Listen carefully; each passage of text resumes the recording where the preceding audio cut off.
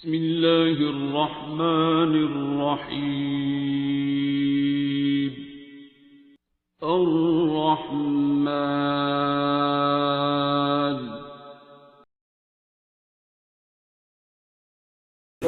आप सब लोगों से गुजारिश है कि आप लोग बैठ जाएं।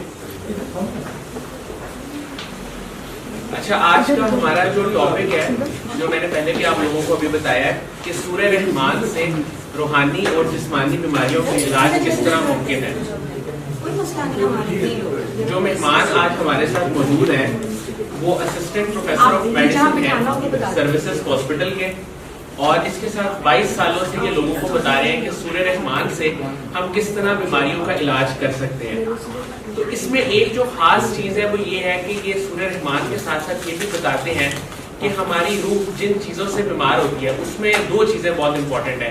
ग्रजेस, यानी हम अपने अंदर जो कुछ चीज़ें रख लेते हैं, यानी कि कुछ परेशानियां, कुछ ऐसी चीज़ें जो हम अपने अंदर पाल लेते हैं, वो बहुत ज़्यादा इंसान को ख़राब करती हैं। और जब हम लोगों को माफ़ नहीं करते तो दर हकीकत हम खुद को माफ़ नहीं करते। तो सूरह रहमान को पढ़ने के साथ साथ ये जो दो काम है, यानी अपने अंदर से बुग़्ज़, हसद और ग्रजेस को ख़त्म करना और लोगों को माफ़ करना, ये पूरी एक रेमेडी और थेरेपी है। इसका एक प्रोसीजर है, वो किस तरह से होता है, किस तरह से ये इलाज करते हैं, इस पर बात करने के लिए मैं दावत दूंगा assistant of professor of medicine services hospital doctor Javed Ahmad साहब को। Sir please welcome.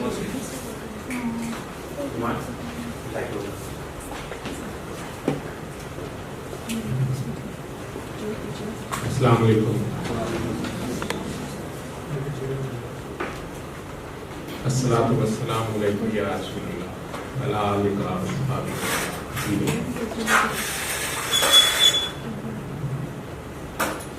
सूरह रहमान से इलाज या रूहानी इलाज का हम लोग यूज करते हैं। इस पे तो अब पूरी दुनिया में बात भी हो रही है, रिसर्च भी हो रही है, मुस्तनिद तरीक़ाकार माना जा रहा है। बहुत से लोग, आप में से बहुत से लोग नजर आ रहे हैं जो इससे फैज़याब हो चुके हैं। सैयद मखदूम सफदर अली बुखारी या मैं जिन्हें बाबा जी कहते हैं, उनकी ज़ुबान से ये तरीका इलाज, डॉक्टर साहबान उसका कोई भी नाम रख देते हैं किसी भी तरीके से। ये एक ही फिक्रा, नफरत हर बीमारी की जड़ है। चंद दिन के बाद मैंने लोगों को बताना शुरू कर दिया तो फिर उनके पास पहुंचा, बाबा छोटा बच्चा तो नफरत नहीं करता, एक दिन का बच्चा पैदा होता है तो उसके दिल में सुराख होता है, उसको कोई बीमारी होती है। खास के कहते हैं कि बेटा बाबा बच्चा नहीं बीमार होता, जो नाबालिग बच्चा है 12 छोटा, उसके माँ बाप बीमार होते हैं। वो जब अल्लाह अमानत, रूह की अमानत माँ के पेट में रखता है, वो जो मादे का जिस्म बनना होता है 9 माह में उस खून से, उसमें माँ बाप जो कुछ कंट्रीब्यूट करते हैं उसी को बाद में भुगतते हैं। सुन लिया, बाबा पौधे और जानवर भी बीमार होते हैं।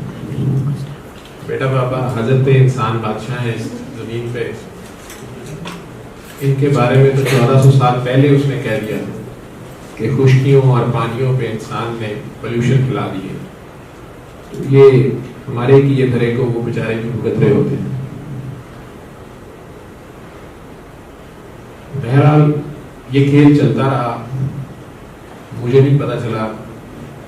मैं मरीजों को इसलिए बताना शुरू हो गया, इसमें कोई कीमत नहीं, मरीज ने फिजिकली कुछ कंट्रीब्यूट नहीं करना था, कुछ पैसे नहीं देने थे, किसी पीर साहब के, किसी बाबा जी की टांगे नहीं दबानी थी, ना उनके पास जाके करना था। मुझे जो चीज़ें ज़्यादा अपील की वो ये थी कि उन्होंने मुझे कह दिया उस दिन ही कि आप भी बताएंगे तो ऐसे ही हो। मैं 10 साल से, जब से डॉक्टर बना था, उस वक्त मुझे डॉक्टर बने 10 साल हुए थे, तो 10 साल से अल्लाह से एक दुआ करता था जो मेरे और मेरे अल्लाह के दरमियान थी कि तूने हर चीज़ की शिफा नाजिल की है, मुझे बता दे मैं मुफ्त पढ़। ये मेरा अल्लाह से हर नमाज में एक सवाल, एक ऑफर होती थी, एक दुआ भी होती थी और अल्लाह से बातें भी होती थी। और अब जब 2 साल से मैं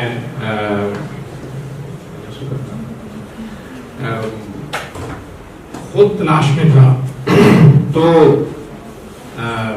मुझे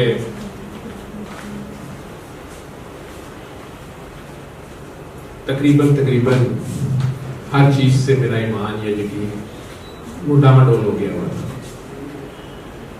खुद बीमारी का शिकार होने से पहले वालिदा 99 में मुझे ब्रेक हुआ, 97 में वो हज करने गई थी, तो मैंने कहा जी ज़मज़म आपने खुद भर के लाना। और मैं आईसीयू के मरीजों को उनकी नाक की नाली से खुराक की नाली में वो ज़मज़म भी डालता था, तो मुझे कोई ग्रेट रिजल्ट्स नज़र नहीं आते थे। मैं सोचता था कि यार मैंने चीज़ सुनी है कि इसमें शिफा है। शहद देता था पेशेंट्स को आईसीयू में, क्योंकि आईसीयू के डॉक्टर जो है वो ऑलराउंडर होता है, उसके पास आईसीयू के बस एक ही दरवाज़ा होता है, वहाँ से मरीज अंदर आता है, उसके बाद या वो घर स्ट्रेचर पे ही जाता है और या खुशकिस्मत हो तो नाकों पे चल के चला जाता है। तो आईसीयू वाला एक ऑलराउंडर होता है, कोशिश को जारी रखता है। साइंस की अच्छी बात ये भी है कि वो अपने दरवाजे खुले रखती है, नई सी नई चीज़ को टेस्ट कर लेती है। तो मुझे आईसीयू में इसको लगाने में कोई खर्च ना हुआ। सूरह रहमान कारी बासित मिस्री की आवाज़ में तलावत को लगाना है, मरीज ने सुनना है, बल्कि बेहोश भी पड़ा है तो उसके पास लगा दें, सुबह दोपहर शाम दिन में 3 बार, तो ये मुश्किल से 20 मिनट लेगी। मुझे इसमें मरीज के 20 मिनट के अलावा कोई कंट्रीब्यूशन नज़र नहीं आती थी। ये अच्छी चीज़ लगी कि उसके कोई पैसे खर्च नहीं होने, जो मैं उस वक्त तक काफ़ी खर्च किया ज़ाया कर चुका था। दूसरा, कोई साइड इफेक्ट मुझे नज़र नहीं आ रहे थे, कोई तकलीफ उसमें इसकी एडिशनल नज़र नहीं आ रही थी। अगर नहीं भी ठीक होता तो कोई हर्ज नज़र नहीं आ रहा था। मैंने बताना शुरू कर दिया, कहने को मैं आज तक सीख रहा हूं। अभी भी एक पेशेंट रात से मेरे माइंड में है, वो बच्चा शीरखार बच्चा, बॉम्ब ब्लास्ट में जिंदा बच गया बाजार में। सिक्योरिटी फोर्सेस और किसी फॉरेनर कपल का था, उसने उसको अडॉप्ट कर लिया, पाल लिया। अपनी बीवी उसकी मर गई 2 साल बाद ही, उसको पालता रहा, अपने बच्चे बड़े थे। लेकिन अब वो बच्चा एक एग्रेसिव किड है, उसके फीचर्स स्कूल के लोगों से नहीं मिलते। वो समझ रहा है कि उसने उससे छुपाया हुआ है, उससे बताया हुआ है। माशरा बड़ा जालिम। मैं तो माँ बाप को सुनवाता हूँ और उसके माँ बाप असल में तो नहीं। मेरे लिए फिर एक डायलेमा। वो तो जो भी अल्लाह राह दिखाता है वो खुद गाइड करता है जब आपकी नीयत साफ हो। लेकिन ये लर्निंग प्रोसेस है, मैं बताता गया अपनी एलोपैथी के साथ। आज मैं, मेरे शागिर्द प्रोफेसर हैं और मैं अपनी इन्हीं हरकतों की वजह से एसोसिएट प्रोफेसर हूँ। बल्कि कासिम अली फाउंडेशन वालों ने मजीद तनज़ली करके असिस्टेंट प्रोफेसर कर दिया। मैं सोच रहा हूँ कोई पता नहीं खबर आए अभी कि डॉक्टर साहब को मजीद थल्ले करता है। ये अगर रूहानियत में आप भी तरक्की करते हैं तो कई बार जिस्मानियत में नीचे आना पड़ जाता है, तो पता नहीं। लेकिन खैर, कहने का मतलब ये है कि मेरी वो एलोपैथी, वो इंटेंसिव केयर, मेडिसिन का फील्ड ना मैंने छोड़ा, ना मैंने पेशेंट को सजेस्ट करना छोड़ा। बाबा के 2-2.5 साल बाद पर्दा करने के बाद सऊदीया जाने के लिए जब मैंने टेस्ट कराए पहली बार, तो मुझे पता चला कि तीनों जरासीम मेरे जिस्म में नहीं। पता तो मुझे उस दिन उनके पास बैठे ही कोई तब्दीली अपने जिस्म में आई थी। उनकी तीनों कौन कौन से? हेपेटाइटिस बी, सी और एच तीनों। उसके बाद सऊदीया गए तो उन्होंने भी टेस्ट किए, वहाँ सालों थे। फिर वापस आए, गवर्नमेंट जॉब फिर ज्वाइन की, दोबारा हुए। पहले मैं किसी को बताता नहीं था। मेरे उस्ताद थे प्रोफेसर यूनुस शेख और मौसम बेग मिर्जा साहब इत्तेफाक हॉस्पिटल में जब मुझे ब्रेक हुआ तो यूनुस शेख साहब ने, अल्लाह ने जो नसीब करे, मुझे समझाया कि इलाज तो इसका है, शोर ना डालो या किसी को बताओ ना, तुम्हारी नौकरी ना चली जाए, कहीं भी कोई जवाब नहीं रहेगा और तुम्हें कोई भी प्रोसीजर, सर्जिकल प्रोसीजर आईसीयू में करने पड़ते हैं तो क्या करोगे। तो उस वजह से मैं इसका जिक्र भी नहीं करता था। सोशल स्टिग्मा भी इससे अटैच था। लेकिन अब मैं धड़ल्ले से बताता हूँ, और मेरे पास ऐसे मरीज आते हैं जो HIV, BSE, बल्कि डॉक्टर साहबान फोन करते हैं, डॉक्टर साहब मेरे वाले साहब को B वायरस है। मैं यार वही करना है, मैंने तो बता दिया, आप खुद कर लें, दुनिया के जिस कोने में बैठे हैं आपके वाले साहब कर लें। C वायरस है, बल्कि वो मरीज पहला C वायरस ही का था ICU में, जिसको मैंने वो डॉक्टर साहब को बताते सुना आपके सामने। HIV के मैं एक वाहिद मरीज होता है जिसको मैं कहता हूँ अगर तुमने नहीं बताना फ्रंट पे आके, क्योंकि इसका स्टिग्मा होता है, या जब तुम्हारे में हिम्मत होगी तो तुम भी लोगों को अपनी रिपोर्ट्स दिखा देना। अब उनमें से एक दो तैयार हुए हैं कहने पे, लेकिन अमूमन वो हमारा एक दुआ सेशन होता है, वहाँ आकर भी वो झिझक जाते हैं कि डॉक्टर साहब मैं कहा मैंने कोई बीमारी से, लेकिन सुंदर मुझे बता रही थी कि कोई एक साहब अब फिर तैयार है फोटो समेत बोलने के लिए, लेकिन बहरहाल उन लोगों को मैच देता हूँ। अब ये तरीका इलाज, मैंने तरीका तो बता दिया, कारी बासित मिस्री की आवाज में आप सूरह रहमान की कैसेट ले लें, अब तो कैसेट्स नहीं कोई यूज करता है, CD ले लें, USB में कर लें, alrahman.com वेबसाइट है, वहां से फ्री डाउनलोड कर लें, या ऐप स्टोर से फ्री डाउनलोड हो जाती है, दी अल्टीमेट रेमेडी के नाम से ऐप स्टोर पे है, वहां से डाउनलोड कर लें। क्योंकि कल मैंने किसी मरीज को YouTube से सुनाने की कोशिश की तो उसके शुरू में मरीज ने आंखें बंद की हुई थी बेचारे ने, और मैं उसको दुआ करा के मैंने कोई YouTube से लगा दी, मेरा फोन चेंज किया था तो मैंने ट्रांसफर नहीं किया था, वो स्टार्ट में मुझे पता नहीं चला, वो एड जो चली फीमेल पेशेंट था और एड जो थी वो मर्दाना कमजोरी की थी, उनकी भी ऐसी निकल गई, मैं ये भी लर्निंग है, वो करना खुद है। सुबह दोपहर शाम 7 दिन 5-7 गिलास पानी रख लें, हर बार सुनने के बाद वो पानी लें, आंखें बंद करें और अपने दिल में जितने प्यार से, प्यार जिस तरह मैंने कहा कि नफरत हर बीमारी की जड़ है, तो बेगरज प्यार, अनकंडीशनल लव, रहमानियत, वो हमें सबको बनाने वाला एक है और माओ से भी ज्यादा प्यार करता है, बेगरज प्यार, जिस तरह माँ को छोटे से बच्चे का पता नहीं होता इसने बड़े होकर खिदमत करनी है नहीं करनी, लेकिन वो उसकी खिदमत तो करती है, उससे प्यार करती है, उसको पालती पोसती जवान करती है, और वो हम सबका पालने वाला है, बड़े प्यार से पालता है, उसी से वापस उसको जोड़ देना है, उसने उसी को प्यार से पुकारना है, अपने दिल में जुबान भी हिलाए बगैर, होंठ भी हिलाए बगैर। ICU में मरीज वुजू नहीं कर सकता, बड़ी गंदी हालत में होता है,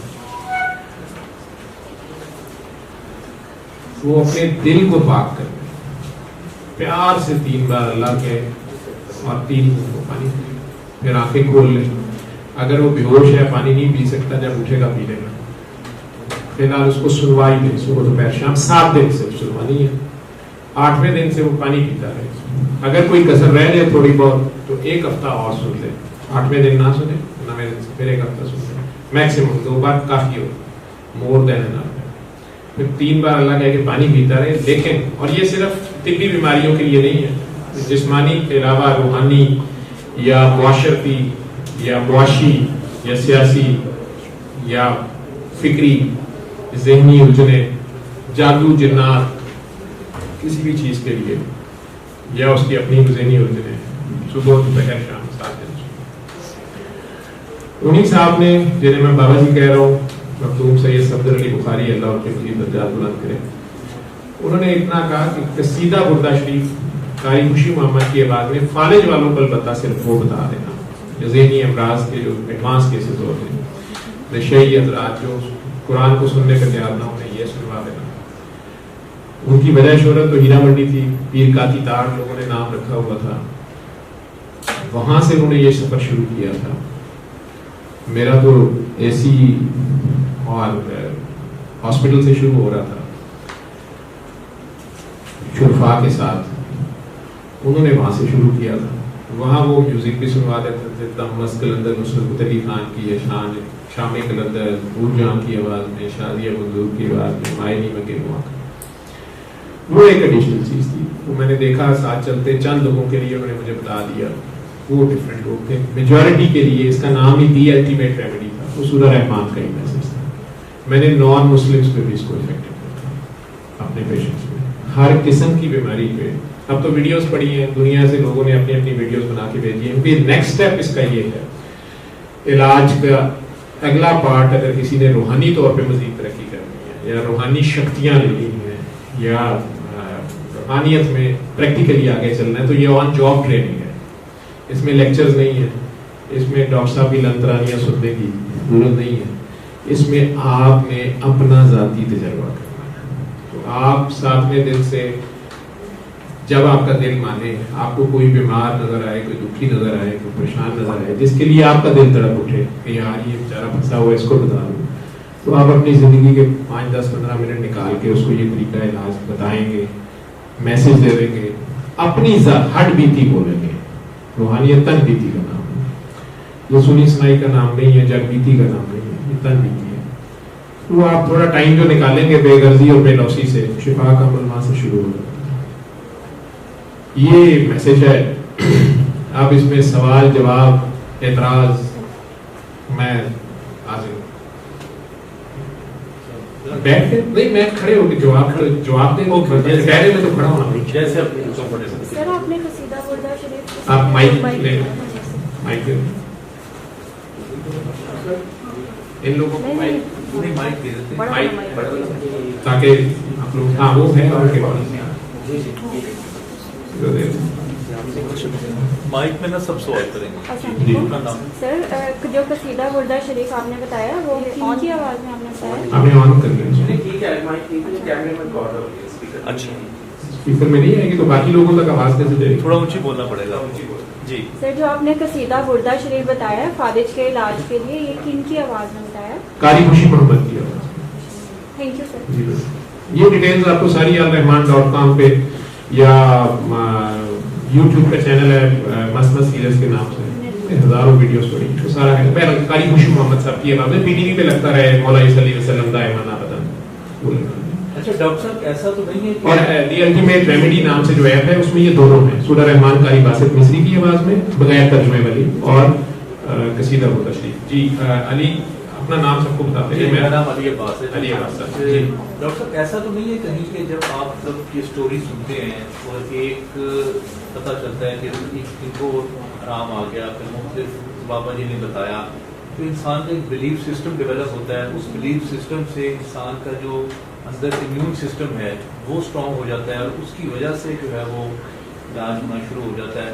और अगर आप ये कह रहे हैं कि ये साइंस ने इसको प्रूव कर दिया है, तो साइंस ने इसको प्रूव इस सेंस में आप कह लें कि अगर आप गूगल पे जाएंगे, 30 साउंड है, आप लिखेंगे अमेरिका की NIH जो नेशनल इंस्टीट्यूट ऑफ हेल्थ है, उन्होंने मिलियंस ऑफ डॉलर, उसमें सारी डिटेल है, उन्होंने इदारा पूरा 2017 से 18 से कायम किया है और सारे के सारे न्यूरो साइंटिस्ट, न्यूरो साइकोलॉजिस्ट, सारे PhDs हैं, वो पूरी फैकल्टी उन्होंने हायर की है, रिसर्चर्स, और उन्होंने मुख्तलिफ म्यूजिक और मुख्तलिफ आवाज़ों में इंक्लूडिंग दिस वन उन्होंने रिसर्च शुरू कर दी है, क्योंकि डेटा उनके पास पहुंच गया जो लाइव ह्यूमंस का डेटा है। ठीक है, मतलब डायरेक्ट आप जो सब्जेक्ट है उसके रिजल्ट्स उनके सामने हैं। जैसे हमारे पेशेंट्स नहीं, उनके अपने हॉस्पिटल्स में कोविड के दौरान बहुत चली है, लेकिन उससे पहले से ही आप में से जो कोई बंदा वहाँ बैठा है, वहाँ से लोग फोन करते हैं। मैं 2001 से 2 से बता रहा हूँ, 2 से, और मेरे से पहले से बाबा जी के साथ बहुत से लोग जो शिफायाब हो चुके बता रहे थे, तो फिर किसी न किसी का फोन आ जाता है अमेरिका में कि जी हमारा बाईपास हुआ है, वेंटिलेटर में मरीज है, 1 महीना हो गया है, उन्होंने जवाब दे दिया कैंसर की लास्ट स्टेज है। यहाँ से कहा जाता है कि आप इसको कर लें और ठीक होने के बाद अपने ही डॉक्टर्स के पास आपने जाना जरूर है और उनसे टेस्ट करवा लें, इंसान मानता है उसमें। तो वहाँ पर भी एक आध पेशेंट पे तो होता है कि शायद प्लेसिबो इफेक्ट आ गया, शायद तीर तुक्का चल गया है, या खुद से भी लोग ठीक हो जाते हैं, लेकिन माइट भी कि जब वो डेटा ज्यादा हो गया, कन्विंसिंग एविडेंस आना शुरू हो गई। जैसे लीड्स में जो लिवर ट्रांसप्लांट सेंटर है यूके में, जहाँ से लिवर ट्रांसप्लांट शुरू हुआ, वहाँ के ICU में, उसका नाम ही गॉड्स ICU ने रख दिया। स्टडी साहब जो हैं डॉक्टर साहब, वो लगवाते हैं गोरा लगवाते हैं। वो नॉन बिलीवर डेफिनेटली, वो नॉन बिलीवर नॉन बिलीवर में भी ये प्रैक्टिस नॉन मुस्लिम्स पे ही हमारे साथ तो क्रिश्चियंस तो हमारे साथ है ना, ठीक है। फिर हिंदू पेशेंट भी एक मुझे मिल गया, कोई स्टील फैक्ट्री शेखुपुरा की साइड पे थी, तो वहाँ इंडिया से आते थे। वो स्टील फैक्ट्री फर्नेस में हर बंदा काम नहीं कर सकता, कोई एक इंडिया की स्टेट है, वहाँ के लोग काफ़ी हद तक यूज्ड हुए हैं हीट बर्दाश्त करने के लिए, तो वो मजदूर वहाँ आते हैं। वो भी इतफाक में 1-2 दाखिल हुए, तो मैंने उन्हें ऑफर किया, फोर्स तो नहीं था, ये तो कोई करना चाहता है तो कर ले। तो उनमें बड़े ज़बरदस्त रिजल्ट थे, क्विक रिजल्ट थे, जो मान के जिसने शुरू कर दिया। और अब तो जो वीडियोस पड़ी हैं इंडिया से, वो मुझे बड़ी प्यारी लगती हैं। दिल्ली हॉस्पिटल से कोई खातून है, ममता नाम है उनका, तो वो छोटा सा किसी ने क्लिप कर लिया होगा, जिसने उन्हें सजेस्ट किया है, वो खुद पेशेंट है मुस्लिम साथ, तो वो बोल रही हैं कि मैं ब्राह्मण हूँ, मैं भूल गई मैं ब्राह्मण हूँ, सारों को सुनाओ, पूरे अस्पताल को सुनाओ, इससे शांति मिलती है। तो बोल रही हैं कि मुझे डॉक्टरों को चेक कर लें, मेरे जिस्म में अब नहीं है, ये कहते थे फैल गया, कैंसर फैल गया, कोई होगा उनका मसला। तो उतना सा क्लिप किसी ने रिकॉर्ड कर लिया, हमें भेज दिया, वो बोल रही हैं उसमें। इसी तरह स्पेन से एक साहब हैं, वो कह रहे हैं मैं कैथोलिक क्रिश्चियन हूँ, और अपनी स्पेनिश में वो बोल रहा है, तो साथ पाकिस्तानी कोई टैक्सी ड्राइवर जिसने उसको बताया था, तो वो कह रहा है कि डॉक्टर साहब ये कह रहे हैं कि डॉक्टर साहब ने कोई अरबी कहने ਇਹਦੇ ਨਾਲ ਮੈਨੂੰ क्योर हो गई है प्रोस्टेट कैंसर, तो डॉक्टर ਜਿਹੜਾ भी जवेद है वो मेरा थैंक यू कर ਦਿਓ, तो ਤੁਹਾਡਾ थैंक यू करना चाह रहे हैं। तो वो बोल रहा है अपनी स्पेनिश में फ्लुएंटली। तो वो नॉन बिलीवर हमारे सेंस में होगा ना, वैसे तो बिलीवर क्रिश्चियन फेथ तो उसका है, लेकिन गॉड का बिलीवर से कह लें। एथिस्टों को, भाई मेरा उस वक्त जर्मनी में था, तो एपिजेनेटिक्स में, अब तो वो लम्स में प्रोफेसर हैं, हूद भाई साहब, उनका काफ़ी मजाक उड़ाते हैं इसी बात पे कि बायोलॉजी का PhD होके और वो सूरा रहमान से कहता है मरीज ठीक हो जाएगा। उनके इंटरव्यूज़ पढ़े हैं हूद साहब के, तो वो जर्मनी में थे, उन्होंने वहाँ जर्मन में तो बहुत ज़्यादा एथिस्ट हैं, तो इसी तरह किसी कॉन्फ्रेंस में उन्होंने ऑफ़र कर दिया, वहाँ तो कोई नहीं बोला, लेकिन ये उसने उस दिन ऑफ़र किया जिस दिन उसको वहाँ खबर मिली कि बाबा जी पर्दा कर गए। तो ही वॉज इमोशनल, उसका अपना कोई प्रेजेंटेशन थी, उसमें उसने एंड पे 2 मिनट की स्लाइड्स में बाबा जी को कि मेरे फादर लाइक फिगर थे और मेरा मेंटर था, क्योंकि वो भी बेनिफिशरी था उनसे, बड़ी क्रॉनिक माइग्रेन थी, तो उसने ऑफ़र कर दिया। तो बाद में ही 2-3 साइंटिस्ट थे, वो उसके पास अलहदा पहुँचे, एक ज्यू थी और 2 उसकी वो खुद ही बताता है एथिस्ट थे। उन्होंने उससे डिस्कस किया, वो कहता है कि उसमें से बैकलैश मुझे जो पहली आई, वो एक साहब जो थे वो खड़े हुए, वो बाय बर्थ कंजेनिटली उसको कोई लेग का मसला, टांग बनी नहीं हुई थी, तो उसकी प्रोस्थेसिस, तो उसने बड़ा एग्रेसिव उसे एक किस्म का आर्ग्यूमेंट करना शुरू कर दिया कि you are blaming my parents that they are the cause of my congenitally absent leg, why not your god. उसको गुस्सा अल्लाह पे था, मुझे अल्लाह ने ऐसे पैदा किया। तो डॉक्टर साहब की उसके साथ साइंटिस्ट की बात अच्छी ये होती है कि वो डिस्कशन तो करता है ना, सारी काउंटर आर्ग्यूमेंट भी आपने लेना होता है, वो करता रहा। तो उसी तरह वो जो ज्यू थी उन्होंने भी सुना, जो भी था, उन लोगों ने अपने एक्सपेरिमेंट्स किए और उन्हें रिजल्ट्स मिले, वो राब्ते में है। तो आपकी ये बात ठीक है कि बिलीफ सिस्टम में उसका इम्यून सिस्टम ग्रो करेगा, बिलीफ काफ़ी हद तक उसका रोल है, लेकिन ये बिलीफ से भी आगे की बात है। अच्छा, जैसे क्योंकि आप मुसलमान हैं, जैसे आप रहमान सजेस्ट करते हैं, मैं एक एग्जांपल छोटी सी दे दूं कि मैं छोटा सा था, हमारे घर के करीब कब्रिस्तान था, तो हम खेलने चले जाते थे बड़े आराम से दिन रात शाम को, लेकिन और छलांगे मारते आ रहे हैं और जा रहे हैं, ठीक है। एक दिन किसी ने डरा दिया, थोड़े से बड़े हुए, उन्होंने कहा थे राती जिन निकलता, मुर्दा आ गया, पता नहीं क्या। अब वहाँ बॉल चली जानी, दोपहर के 2 बजे किसी ने कब्रिस्तान में ना जाना, डरना शुरू हो गए। लेकिन उसी कब्रिस्तान से अगर अब्बू के साथ गुजर रहे होते थे तो फिर उतनी बेफिक्री से, उनके अब्बू पे बिलीफ होता था, उस वक्त किसी जिन से डर नहीं लगता था, ठीक है। और लेकिन एक वक्त था कि जब तक किसी ने डराया नहीं हुआ था, ठीक है, तो उस वक्त तक वो ग्राउंड और कब्रिस्तान एक ही बात थी, अंदर तक शाम को रात तक खेल रहे होते थे, बॉल ले आते थे, छोटे बच्चे को बेचते थे, बड़ों को तो पता तो हम जाके पकड़ लाते थे। जिस दिन से डरा दिया उस दिन से दिन को भी टांगे कांपती थी, बिलीफ में मसला आ गया। और फिर अब्बा जी पे बिलीफ था, तो अब्बा जी के साथ रात को भी गुजर जाना, परवाही नहीं, अब्बा जी चाहे डर रहे हो, ठीक है, कोई पता नहीं, ठीक है। तो बिलीफ का फर्क आता जाएगा ना, तो उसमें इम्यून सिस्टम भी अब्बा जी का कमजोर हो जाएगा। कई बार अचानक घर में दरवाजा खोलने आगे चोर खड़ा हो, आप चाहे पहलवान हो, टांगे कांपना शुरू कर देती हैं। टांगे तो नहीं अब कांपती, अब तो कांपे टांगती हैं शायद, तो मैं मतलब उर्दू गलत बोल गया हूँ। तो कहाँ पे टांग जाती है। तो वक्त के साथ साथ बहुत कुछ बदल जाता है, तो बिलीफ भी बदल जाते हैं। आपका क्योंकि इस पे तहकीक काफ़ी है साउंड थेरेपी पे, जैसे आप क्योंकि मुस्लिम हैं तो आप सूरह रहमान सजेस्ट करते हैं, इस तरह नहीं, मैं म्यूजिक भी सजेस्ट करता हूँ। म्यूजिक भी करते हैं, जैसे हिंदुओं के जो मंत्र होते हैं या यूरोपीज के मंत्र हैं या बुद्धिस्ट के मंत्र हैं, वो भी साउंड की शक्ल में अगर वो आपको सुना रहे हैं तो उससे भी फर्क पड़ता है। बिल्कुल, वो बल्कि जो साउंड हीलिंग वाले हैं, जो मैं अमेरिकन सिस्टम कह रहा हूँ, उनकी जो अर्ली रिसर्चेज है उसमें उन्होंने बेथोवेन की 8th सिम्फनी उन्होंने कहा जी कि इन विट्रो जो ब्रेस्ट कैंसर थे सेल थे, जो खवातीन के छाती के सरतान के सेल्स थे, वो 8th सिम्फनी उसकी सुनाने से डेड हो गए हैं लेबोरेटरी में। सो दे आर डूइंग रिसर्च। अब उसमें डिफरेंट साउंड्स का डिफरेंट इम्पैक्ट है, शायद कुछ आवाज़ों पे वो काम करे, कुछ सेल्स पे करे, कुछ पे ना करे, कुछ डिजीज़ में इफेक्ट आए, कुछ में ना आए। लेकिन सूरह रहमान को अगर हम, कुरान का हर हर्फ शिफा है, और ये एज ए मुस्लिम हमारा बिलीफ है ना, ये तो एज ए मुस्लिम हमारा बिलीफ है, नॉन मुस्लिम का तो नहीं है, ठीक है। और मुस्लिम्स तो मेरे साथ सूरह रहमान के सिलसिले में लड़ पड़ते हैं, वो कहते हैं अकेली सूरह रहमान क्यों जी, सारा कुरान ही शिफा है। वो बात ठीक है, लेकिन एक मरीज को मैं अब सारा कुरान तो नहीं सुना सकता आईसीयू में, 20 मिनट में ख़त्म हो जाती है। और जब फंसा हुआ है, मेरा ख्याल है कि जब बंदा फंसा हुआ है तो वो रहमान को पुकारेगा, कहार को तो नहीं पुकारेगा, जबार को तो नहीं पुकारेगा, उस वक्त तो रहमान को ही पुकारेगा। तो मेरा बिलीफ उसमें रोल प्ले करता होगा, अगले का भी करता होगा। लेकिन अगर वो नॉन बिलीवर है, एथिस्ट है, और वो बेचारा एक रेमेडी के तौर पे से करता है और उससे रिजल्ट्स मिल जाते हैं, तो फिर हमें उसको सोचना पड़ेगा कि इसके कोई तो इफेक्ट्स। और देखें, नॉन बिलीवर है, उसको मैंने कहा आई लव यू, उसकी बॉडी में चेंज आई, मैंने कहा तेरी भैन दी, तो भैन दी सीरी है, जो भी हम तो लाड़ में कह देते हैं, तो अगले ने गुस्सा चढ़ गया, वो एकदम उसकी बॉडी में न्यूरोट्रांसमीटर्स केमिकल्स की चेंज तो आती है कि नहीं आती है, तो उसका डिफेंस सिस्टम भी एक्टिवेट हो जाता है फौरन, इसने गाली निकाली इसकी ऐसी तैसी। और अगर प्यार से आप कह दें तो उसमें भी उसकी बॉडी में चेंजेस तो आ रही हैं। अब डॉक्टर साहिबान अपने मरीज को बड़ी एम्पैथी से देखते हैं, तो हीलिंग का पहला स्टार्ट तो यहीं से होता है, ठीक है ना। वो अगर बहुत खूबसूरत खातून है, मेरा दोस्त प्लास्टिक सर्जन है, तो उसके पास अल्लाह ताला ने उसका फील्ड ही अजीबो गरीब है, कोई बोटॉक्स कराने आ रहा है, कोई 20 टन कराने आ रहा है, कोई चिन लिफ्ट कराने आ रहा है, कोई ब्रेस्ट ऑगमेंट कराने आ रहा है, कोई बट पता नहीं क्या कराने आ रहा है इस्लामाबाद में।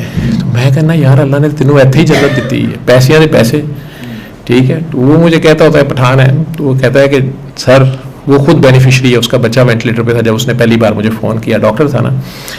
तो सुबह को 6 बजे जब उसे आईसीयू में डॉक्टरों ने ऑपरेशन थिएटर से उसके बच्चे को हेड इंजरी हो गई थी, तो उन्होंने ऑपरेट करने के बाद वेंटिलेटर पे डाल के उसे कहा कि होप नहीं है, सर्जरी कर दी है हमने, ब्लड क्लॉट रिमूव कर दिया है, लेकिन होप नहीं है, माइट बी कि अब लाइफ लॉन्ग ये इसी तरह क्रिपल्ड रहे, कि इसके चारों लिम्स ना मूव करें। तो वो कहता है कि जब मैं डॉक्टर भी था और जब जो कुछ उन्होंने मुझे बताया, तो वो मुझे फेसबुक पे मैंने आपके कुछ पोस्ट देखी थी, तो मैंने उन पे बड़े सार्कास्टिक कमेंट किए हुए थे, लेकिन उस वक़्त मुझे आप याद आए, तो मेरे पास नंबर तो नहीं था, तो मैंने वही फेसबुक अकाउंट ढूंढा, मैसेंजर पे गया, और अल्लाह की करनी ऐसी थी कि मैं सुबह 5-6 बजे पता नहीं क्यों जाग रहा था, और मैं उस वक़्त फ़ोन साइलेंट पे करके रख के चार्जर पे लगा रहा था कि अब मैंने कॉल नहीं लेनी, तो ये मैसेंजर पे कॉल आना शुरू हो गई। मैं कही केड़ा मुफ्तखोर है, ठीक है, लेकिन मैंने उठा ली, और वो आगे से रो रहे थे एक डॉक्टर साहब अपना तारुफ कराने के बाद, तो मैं तसल्ली देना शुरू हो गया कि नहीं आप दोनों मियाँ बीवी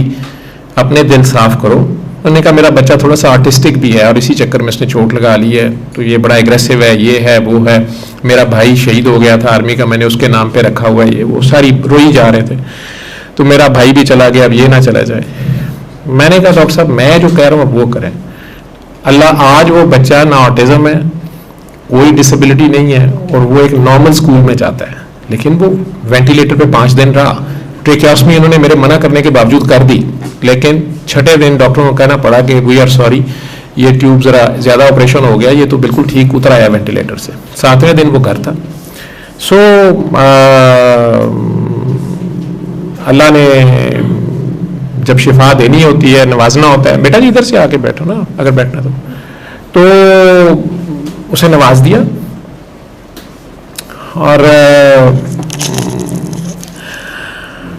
उन डॉक्टर साहब को मैं छेड़ता होता हूँ, प्लास्टिक सर्जन, तो वो मुझे कहते हैं कि सर एक बात मैं बताऊं कि अगर मेरा उसकी तरफ एक औरत की तरह ध्यान चला जाए ना तो फिर मेरा हाथ उस तरह नहीं चलता। मेरा ध्यान यही होता है कि इसके चेहरे पे तेजाब गिरा हुआ है तो इसको अब मैंने ब्यूटीफाई करना है, या इसने मुझे कहा है होंठ ऐसे बनाना है या नाक ऐसे बनानी है या ब्रेस्ट ऑगमेंट करनी है। मेरा तो पेशेंट है, तो मैं उसी एम्पैथी से काम करता हूँ जिस एम्पैथी से आप करते हैं। तो उसका कंट्रीब्यूशन तो आ गया ना उसमें।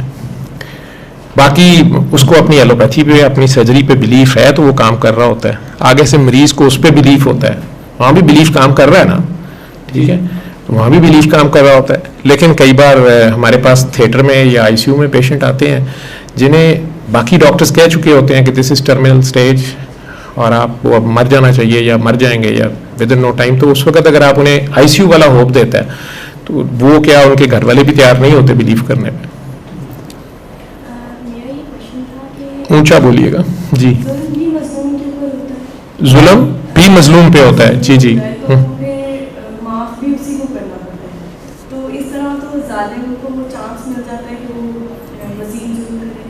नहीं, मैं आप जालिम को बिल्कुल ना माफ़ करें, लेकिन ये गारंटी है कि मजलूम जो है उसने कभी जुल्म नहीं किया। कई बार जब हम जुल्म करते हैं तो वहाँ से तो हम निकल जाते हैं, किसी को पता भी नहीं चलता। जब हम अम्मी अब्बू को पहली बार धोखा देते हैं तो ये अम्मी अब्बू पे जुल्म होता है। जब हम उस्ताद को पहली बार धोखा देते हैं तो ये उस पर जुल्म होता है, लेकिन हमें पता नहीं चलता हमने जुल्म कर दिया है। हम किसी कुलीग को बाकी दोस्तों के साथ मिलके बुली करते हैं, ये जुल्म होता है। उसकी साल बाद या 2 साल बाद किसी और जगह पे हमें पकड़ लेती है सेम सिचुएशन में।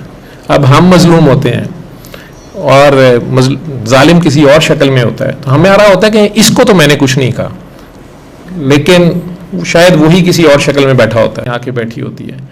तो ऐसा हो भी सकता है, लेकिन ऐसा भी हो सकता है कि वो प्योर मजलूम हो। जैसे मैं रात से डिस्टर्ब तो नहीं हूँ, मैं सोच ही जा रहा हूँ उस बच्चे पे कि उसके पेरेंट्स तो जहाद की गर्ज से आए थे और दुनिया के पता नहीं किस कोने से, और उस सडन ब्लास्ट में ये जो 6 माह का बच्चा था जो खुद भी एक ट्रॉमा में है अभी तक, उसका क्या कसूर है? उनका क्या कसूर था? ठीक है, लेकिन इसी बच्चे को जो भी इसकी मेंटल स्टेट थी, मैं रात 2 घंटे, आम पेशेंट पे मुझे क्लिनिक पे भी घंटा लग जाता है, नए पेशेंट पे मुझे 2 घंटे लग गए, लेकिन आई वॉज अनएबल टू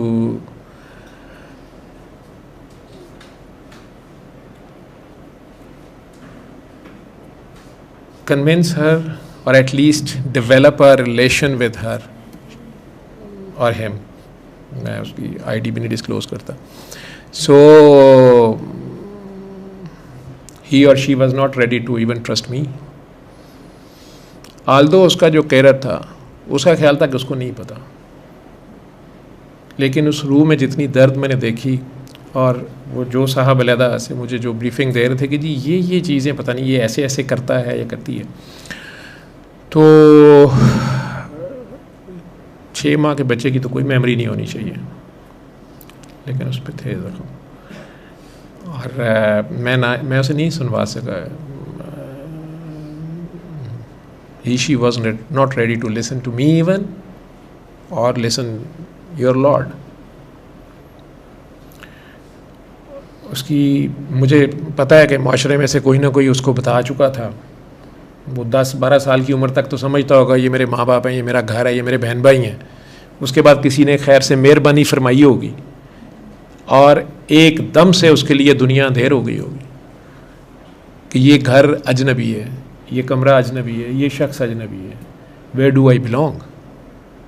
और वो उनसे बात भी नहीं कर सकता, वो उन्हें भी ट्रॉमा नहीं देना चाहता कि मुझे पता है आप मेरे पे तरस खा रहे हैं, और इंसान की नेचर है वो किसी का एहसान लेना पसंद नहीं करता। इसीलिए कहा गया जिस पे एहसान करो उसके भी शर से बचो। वो पे बैक करने के चक्कर में रहता है और काफ़ी ख़तरनाक तरीके से भी कर सकता है। जी, लेकिन माफ़ करना इसलिए बेटा कि आप रहमान को पुकार रहे हैं, लेकिन लाजमी नहीं है आप ना माफ़ करें, आप फ़िलहाल उसके आगे पेश हो जाएं। वो सिर्फ इस नज़रिए से है कि हो सकता है हम भी कहीं जुल्म कर बैठे हों, तो करो मेहरबानी तुम अहले ज़मीं पे, खुदा मेहरबान होगा अर्श बरी पे। तो वो तो रहमान है ही है, आपने उसे रेसिप्रोकेट करना है तो रहीम बन के पेश हो जाए। ठीक है जी।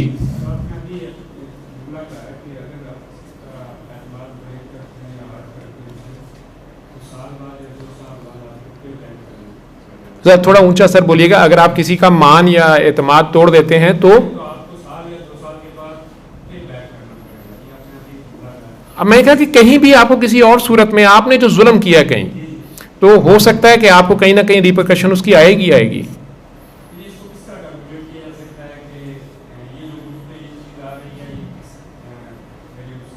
मेरा किया धरा है या नागहानी है या खुदा की तरफ से है, ये पूछ रहे हैं। हाँ, अगर आपके पास पेशेंस है, सब्र है और आपको खुदाई याद है, तो फिर ये आपकी आजमाइश है, आपकी अपनी ही कोई मांगी हुई दुआ है या आपके बड़ों की कि आपके रूहानी दर्जात बुलंद हों, तो आप पे आजमाइश आ सकती है। वही बीमारी या वही सिचुएशन एक अच्छे इंसान पे भी आ सकती है, लाजमी नहीं वो जालिम हो। उसकी अपनी दुआ का नतीजा हो सकती है, उसने अल्लाह से पीएचडी की डिग्री मांग ली है तो टेस्ट पीएचडी का आ गया है, तो उसकी निशानी ये है कि उसके पास सब्र होगा और खुदा याद होगा। अगर उसके पास ना सब्र है और बेसकूनी है, भागा फिर रहा है इधर से उधर, डोर टू डोर, तो ज़्यादा चांसेस हैं कि वो मकाफात अमल है। अब उसे अगर ये भी नहीं याद, मेरे जैसे ऐसे भी हैं जो दिन रात जुल्म कर रहे हैं, मेरा होना ही जुल्म है, लेकिन अब उन्हें याद ही नहीं होता जब जिस वक्त वो गिरफ्त में आते हैं। आप बीइंग एथिस्ट, आप चलें अल्लाह को ना लें तो नेचर की गिरफ्त में आ जाते हैं, कारमा में आ जाते हैं, जिसे भी कह लें। उस वक्त अब ये नहीं पता होता मैंने कहाँ कहाँ जाके माफ़िया मांगनी है, या पता नहीं मुझे किसकी आह नहीं, या किसने मुझे ट्रैप कर लिया है। एक सामने नज़र आने वाले दुश्मन को तो बंदा फाइट कर सकता है, लेकिन जो चीज़ें नज़र नहीं आ रही, जो आहें नज़र नहीं आ रही, उन्हें कहाँ से फ़ाइट आउट करे। उसके लिए फिर सदका खैरात जो कहा जाता है, आपको बुराई को फिर भलाई से बदलो। बेहतरीन सदका है माफ़ कर देना अल्लाह की खातिर, ये बेहतरीन सदका है, इसकी बहुत बड़ी वैल्यू है। आपने ज़िंदगी में कोई ना नेकी कमाई हो, आपका बैंक खाली हो नेकियों से, आप यहाँ से स्टार्ट कर लें, तो आप अपने बुरे तरीन दुश्मनों को भी घर बैठे दिल से दुआ दे दें अल्लाह की खातिर। लेकिन वो आप करें अल्लाह की खातिर, उस खालिक और मालिक की खातिर जिसने हम सबको बनाया होता है, जो माँ की तरह प्यार सिर्फ मेरे और आपसे नहीं करता, वो शैतान से भी करता है। ये जो 70 माह वाला प्यार है ना, ये शैतान के लिए भी है, उसने उसको भी चांस दिया है दोबारा, और लानत उस पर क़यामत के दिन तक ही है। ठीक है, पता नहीं किस वक्त तो कह दे अल्लाह मियाँ आई एम सॉरी, उस दिन ही कह दे ठीक है मैंने हार मान ली है, तो आगे खुदा जाने, अल्लाह के अपने काम है। तो आप अगर अल्लाह की खातिर माफ़ करते हैं तो ये अल्लाह पे एहसान है। आप किसी के शरारती बच्चे को मोहल्ले में उसकी माँ बाप की वजह से माफ़ कर देते हैं, कि उसके माँ बाप पे एहसान ही होता है ना। और आप में से जिन लोगों की ऑब्जर्वेशन है, उन्होंने नोट किया होगा कि माँ के चाहे 5-6 बच्चे हों, नंबर 1 उसको शरारती बच्चे से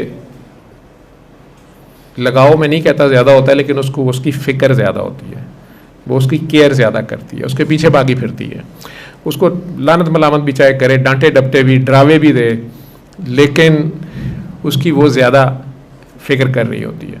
या जो उसका पैदाइशी बीमार बच्चा है, चाहे मेंटली क्रिपल्ड है, सीपी चाइल्ड है, एबनॉर्मल है, उसके उस बच्चों के जो लोग प्यार करते हैं, माँ को वो बड़े अच्छे लगते हैं।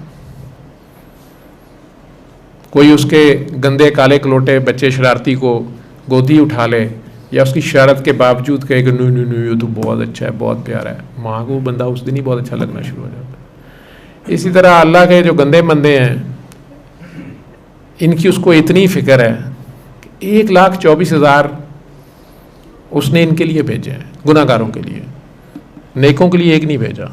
अगर कोई भेजा तो मुझे बताइएगा। नेकों की नहीं उसे फिक्र ही नहीं है, गुनाहगारों की फिक्र है। और हत्ता के रहमतुल आलमीन को भेज दिया, रहमत ही बना के भेजा। और उन्होंने आके पत्थर खा के भी दुआ दी है। ये अदरूद, दांत शहीद करा के, बच्चे ज़िबा करा के, जुल्म करवा के फिर दुआ देना, नेज़े पे भी दुआ देना, ये है जुल्म। तो हम पे जितना मर्जी जुल्म हुआ हो, करबला जितना तो नहीं हो गया। अगर करबला जितना भी खुदा न खास्ता हो गया है, फिर नेज़े पे दुआ देना, दांत शहीद करा के, बच्चे ज़िबा करा के, गालियाँ खा के, लहूलुहान खड़े होके, चादरें खिंचवा के फिर दुआ देना, या अल्लाह मेरी कौम ना समझ है। फिर सूरह हुजरात नेज़े पे सुनाना या सूरह कहफ सुनाना, ये ज़र्फ़ की बात है। ये रहमानियत की प्रैक्टिकल एप्लीकेशन है अपनी लाइफ में। दुश्मन को दुआ देना, घर आए दुश्मन को, कातिल को शरबत पिलाना, घोड़ा जोड़ा दे के भेजना, पहचान लेने के बावजूद उसको मुश्किल वक्त में उसको बचाना, वो मैं इसे दरूद कहता हूँ। ये प्रैक्टिकल दरूद है। अगर उस अल्लाह की उस गंदी मंदी मखलूक से आप प्यार करेंगे अल्लाह की खातिर, जिनके लिए वो उसने 1,24,000 और पर्टिकुलरली नबी करीम सल्लल्लाहु अलैहि वसल्लम को इतनी मुश्किल टफ स्ट्रगल करा दी, तो अल्लाह को आप पे प्यार नहीं आएगा? आएगा। तो वो जो आपकी रूहानी शक्तियाँ होंगी ना, जो दूसरे लोग कहेंगे डॉक्टर पता नहीं यार वो पता नहीं वो, तो वो अल्लाह आपकी खुद मदद करता जाता है। लोग कहते हैं पता नहीं इनके पास मुवक्कल है, नहीं, थोड़ा सा तवक्कल चाहिए होता। सारे मुवक्कल इतने से तवक्कल के आगे हार जाते हैं, ठीक है। लेकिन तवक्कल अगर आपका उस पर हो, वो जवाब देता है, जो भी उसका नाम रख लें। क्योंकि मैं रिलीजन की तरफ मुझे पता नहीं है, मैं अभी मेरे से ज़्यादा मजहबी लोग बैठे हैं, वो अचानक पूछ रहे हैं डॉक्टर साहब गुस्ल की कितनी वाजिब हैं, तो मैनू तो फरिश्तियां नहीं पता, मैं अभी मज़हब में पंगा लूँ। तो जिनकी इजारादारी है, जिनकी सारी रिसर्च है, उनका काम है। मेरा काम है शिफा बांटना, डॉक्टर हूँ, ठीक है। शिफा तो मेरा अल्लाह देता है, लेकिन मुझे मीडियम बनना पड़ता है। तो एक तरीका इलाज मुझे पता चल गया, मैं बता रहा हूँ। उसमें अगर किसी के सवाल आते हैं, मैं आज उसी के लिए हाजिर हुआ। इंटरेक्टिव सेशन मैं तो इसीलिए अली को कहा था, वो खुद भी चला गया।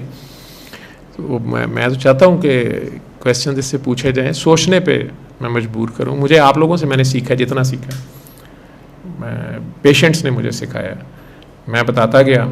जी जी जी, अरे दीजिएगा, वालेकुम सलाम। अपना छोटा सा तारीफ दीजिएगा, पीछे है माइक, चले उसके बाद आगे ले आइएगा। जी ऊंचा बोलिएगा बेटा।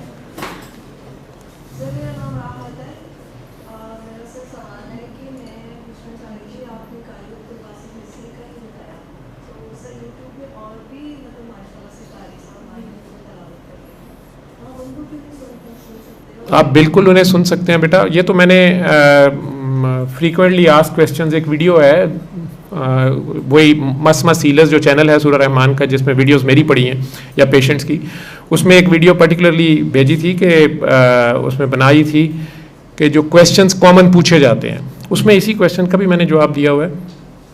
जिसका मतलब है आप में से किसी ने होमवर्क ज़्यादा नहीं किया। मेरा ख्याल था कासिम अली फाउंडेशन में आ रहा हूँ तो बड़े अग्रेसिव चिल्ड्रन होंगे जिन्होंने बड़ी रिसर्च की हुई होगी और उनके सवालों के मुझे बड़ी जवाब देने पड़ेंगे मुश्किल। तो ये तो मैं ऑलरेडी दे भी चुका हूँ, बता भी चुका हूँ। तो बेटा उसमें भी हमने बार बार कहा है कि आप किसी भी आवाज़ में सुन लें।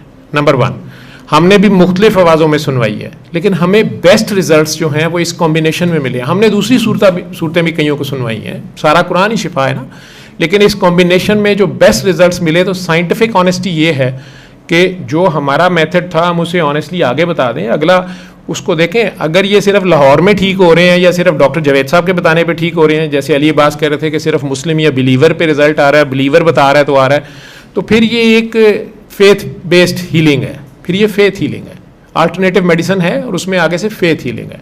लेकिन अगर यही चीज़ वो नॉर्वे में बैठा एक नॉन मुस्लिम या कोई भी इंसान वो खुद से ही सुनता है इस मेथड से, और या अंटार्कटिका पे बैठ के सुनता है तो और वहाँ भी रिजल्ट्स आते हैं, तो फिर ये यूनिवर्सल ट्रूथ है।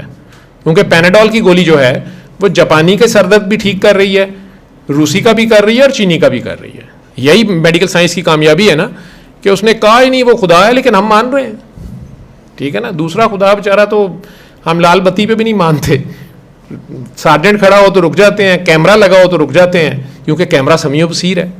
तो रात के 3 बजे अगर अकेला अल्लाह ही खड़ा हो वहाँ पे तो कौन देखता है? 3 बजे कितने लाल बत्ती, बल्कि दोपहर के भी 3 बजे आप कोई नहीं देखते, तुम्हें पता नहीं, तुम जानते नहीं मैं कौन हूँ, तो अगले गुजर जाते हैं।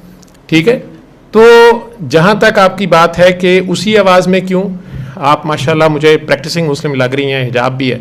तो नबी करीम सल्लल्लाहु अलैहि वसल्लम के 4 मुअज्जिन थे, एक हज़रत बिलाल हबशी हैं, सैयदना बिलाल हबशी हैं, बाकी 3 के आप नाम बताएं मुझे, या इस कमरे में सारे मुस्लिम्स हैं, कोई नॉन मुस्लिम है तो I am sorry for that, जो आई डू रिस्पेक्ट, और बल्कि खुश होता हूँ अगर कोई नॉन मुस्लिम आके बैठता है, तो अगर हैं तो वो अच्छी बात है, नहीं तो अगर सारे मुस्लिम्स हैं तो, या नॉन मुस्लिम को भी अगर कईयों की रिसर्च इतनी होती है तो बाकी 4 में से एक मैंने नाम बता दिया, बाकी 3 मुअज्जिन जो हैं उनका आप लोग एक एक करके नाम बता दें। मेरा ख्याल है ग्रेजुएट से नीचे कोई नहीं बैठा हुआ यहाँ पे, मास्टर्स होंगे, बाशरा भी बैठे हैं, बेशरा भी बैठे हैं, खड़े हैं, तो आप लोग वो बाकी तीनों नाम बताएं, क्योंकि वो भी सरकार के मुअज्जिन हैं और उन्होंने बहुत बड़ी ड्यूटी की भी है। मक्के में या मदीने में उस वक्त अजान देना खाला जी का वाड़ा नहीं था, वो भी बगैर स्पीकर के, इधर असेंबली नहीं चलती स्पीकर के बगैर, नहीं। तो बिलाल हबशी का नाम ही क्यों सर हुआ था? हालांकि उन्होंने तो अजान छोड़ भी दी थी बाद में, सरकार के बाद वो अजान नहीं देते थे, एक बार कोशिश भी की तो पूरी नहीं कर सके थे, रोते रोते कब्र पे गिर गए थे। उस वक़्त उन्हें खैर शिरक नहीं था कब्र पे गिरना है, तो रोते भी थे कब्र पे काफ़ी अरसे के बाद, दाड़े मार मार के, बल्कि शहर ही छोड़ के चले गए। तो आशिक की अज़ां और है मुल्ला की अज़ां, और इसका आम ज़ुबान तो ये इकबाल ने जवाब दिया। लेकिन बेटा हमें उसमें ज़्यादा अच्छे रिजल्ट्स मिले, मैं नहीं कहता कि दूसरे किसी साहब वो आशिक नहीं है, लेकिन खुदा को पता नहीं ये कॉम्बिनेशन ज़्यादा पसंद आ गया होगा, कोई जज्बा ऐसा होगा, बेलौसियत होगी, बेगर्जी होगी, मुकाबला हुस्ने किरत जीतने के लिए नहीं पड़ी होगी, अपने लाड में पड़ी होगी। सुना है वो तोतले थे तो उनके बाकी घर के सारे लोग ही बहुत अच्छी किरत करते थे, तो उनका मजाक बहन भाई उड़ाते थे, तो उन्होंने माँ के कहने पे अपने जज्बे में, उनका भी दिल करता था, पता नहीं कितने जज्बे से पढ़ते रहे, वालिद ने अपनी जगह ही छोड़ दी, उन्होंने कहा नहीं अब यही अजान दिया करेगा। तो वो अल्लाह ने उस आशिक की कॉम्बिनेशन में रिजल्ट्स ज़्यादा अच्छे दिए हैं। बाकी शिफा मैंने आपको कहा ना, पूरा कुरान भी शिफा है और कोई भी सुना दे, लेकिन कारी साहब की आवाज़ में हमें रिजल्ट्स ज़्यादा अच्छे मिले। ठीक है जी, वालेकुम सलाम। डॉक्टर आयशा अजीम, मेरी आपसे मुलाकात है लाहौर वालिद फबील यूनिवर्सिटी में, और मैं यहाँ कासिम अली शाह फाउंडेशन से भी वाबस्ता हूँ। फोन पे भी आपसे 2 बार बात हुई। किस फील्ड से? मैं उस्ताद हूँ। नहीं, सब्जेक्ट अच्छा उर्दू से। जी डॉक्टर आयशा।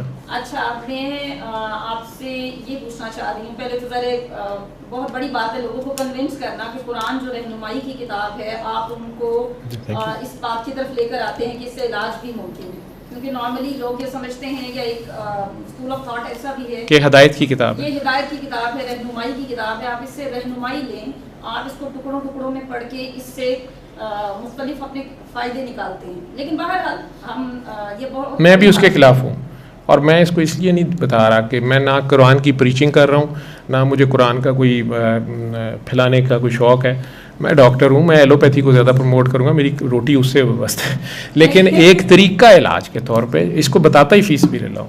और मैंने पहले कह दिया, शायद आप उस वक्त बैठी नहीं थी, मैं म्यूज़िक भी बता रहा हूँ, लेकिन ये as a ultimate remedy definitely मुझे ज़्यादा पेशेंट्स पे ये ज़्यादा काम कर जाती है। चंद हैं जिनके ऊपर मुझे म्यूज़िक या धमाल या कह लें कि कसीदा बुर्दा शरीफ है। मैं एक्चुअली आपके मिजाज से वाकिफ़ हूँ, और यहाँ मैं महफिल का मिजाज थोड़ा जानने की कोशिश कर रही थी, जो मुझे समझ नहीं आया कि अभी वो शायद टेम्पो उसने उस तरह से पकड़ा नहीं है, पता नहीं। मैं तो बड़ी तैयारी, मैंने कभी नहीं इतना सोचा, तो मैं रास्ते में आते भी सोच रहा था, कभी नहीं सोचा, मैं आता हूँ बोलता हूँ चला जाता हूँ। तो मैं समझ रहा था कि कासिम अली फाउंडेशन में बच्चे या अली को मैंने देखा उस दिन बैठा इनके साथ और कासिम शाह साहब के साथ, तो मेरा ख्याल था कि वो इतना सोचा होगा, उस दिन से इंटरव्यू भी लग गया पहले, और अब क्वेश्चन आंसर सेशन पर्टिकुलर लिखा गया, तो मेरा ख्याल था कि लोग आस्तीनें चढ़ाए और बड़ी ज़बरदस्त रिसर्च करके और बड़े इंटेलेक्चुअल क्वेश्चंस होंगे। उसको पढ़ के आपने पूरा वो उनको बता दिया है कि ये फॉर्मेट आपने ये करना है, अब उसके बाद मेरा ख्याल है लोगों को समझ नहीं आ रही कि वो क्या। नहीं, ये एक तो ये कि मैंने लगाई, मुझे नहीं पता किसने लगाई है, और दूसरा ये कि ये तो मेथड है, वो उस दिन भी इंटरव्यू में भी है। हमारे लोग माशाल्लाह इतने तानासान कहूँगा या सादा हैं कि उस इंटरव्यू में कासिम साहब ने इंटरव्यू का स्टार्ट ये किया हुआ है कि डॉक्टर साहब तरीका बता दें। मैं तरीका बता दिया। हमारी हर वीडियो के शुरू आखिर में भी ये वाला बैनर सा होता है, लेकिन उसके बावजूद उस वीडियो के नीचे शहजादे लिखी जा रहे हैं, एक बार तरीका फिर बता दें। यार उसको रिवर्स कर लो, रिवाइंड कर लो, ठीक है। मैं उसमें हंसी जा रहा, मैं नीचे लिखा भी है, वो क्वेश्चंस में लिख रहे हैं। जी क्वेश्चन करें आप। जी जी हुक्म।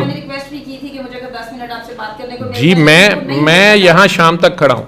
मेरा जुमा यही है, जमा हो गए तो जुमा हो गया। जी मेरा थोड़ा नोयत का था कि अगर आपके इस किस्म के आप असरात का शिकार हो जाते हैं, आपके घरों से ताबीज निकलना शुरू हो जाते हैं, आपके बच्चों की शादियां नहीं हो रही, रोके टूट रही हैं, आपका एक बच्चा ज़हनी मरीज बन जाता है, तो उस सूरत में ये अगर बिल्कुल सिंपल तरीका करके देखा है, ये प्रैक्टिकल नहीं हो रहा, ठीक है। मैं अपनी जाती एक छोटी बहन के लिए आपसे इसको डिस्कस करना चाह रही थी कि उसमें वो ज़हनी तौर पे आहिस्ता आहिस्ता उसका अपने ऊपर कंट्रोल खत्म हो रहा है, बहुत सारे उसके पीछे असरात होंगे। मेरे ख्याल से जो आपके पर्सनल मसाइल हैं, नहीं, वो अपने नहीं कर रहे हैं, वो एक पेशेंट डिस्कस कर रही हैं, ऐसे ले लें। मैं इसका जवाब ये बड़ा आम मसला है, ये बहुत ज्यादा, बिल्कुल ठीक कह रही है। ये है ना, आपने मकाफाती अमल की भी बात की, बिल्कुल बिल्कुल, उनके साथ भी हो जाएगा, जिनके साथ हुआ उनके साथ भी हो जाएगा। बात ये है कि एक शख्स की, एक फर्द की जिंदगी खराब हो जाती है, खत्म हो जाती है।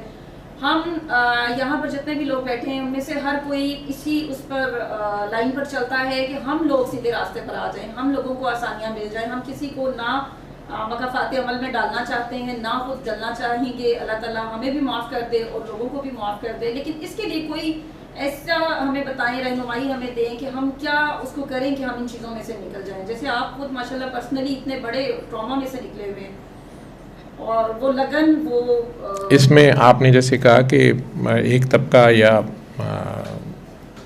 मजहबी तबका वो नहीं चाहता कि लोग कुरान को हिस्सों बखरों में करके दुनियावी मसाइल और उसके लिए इसको एक रेमेडी के तौर पे यूज़ करें।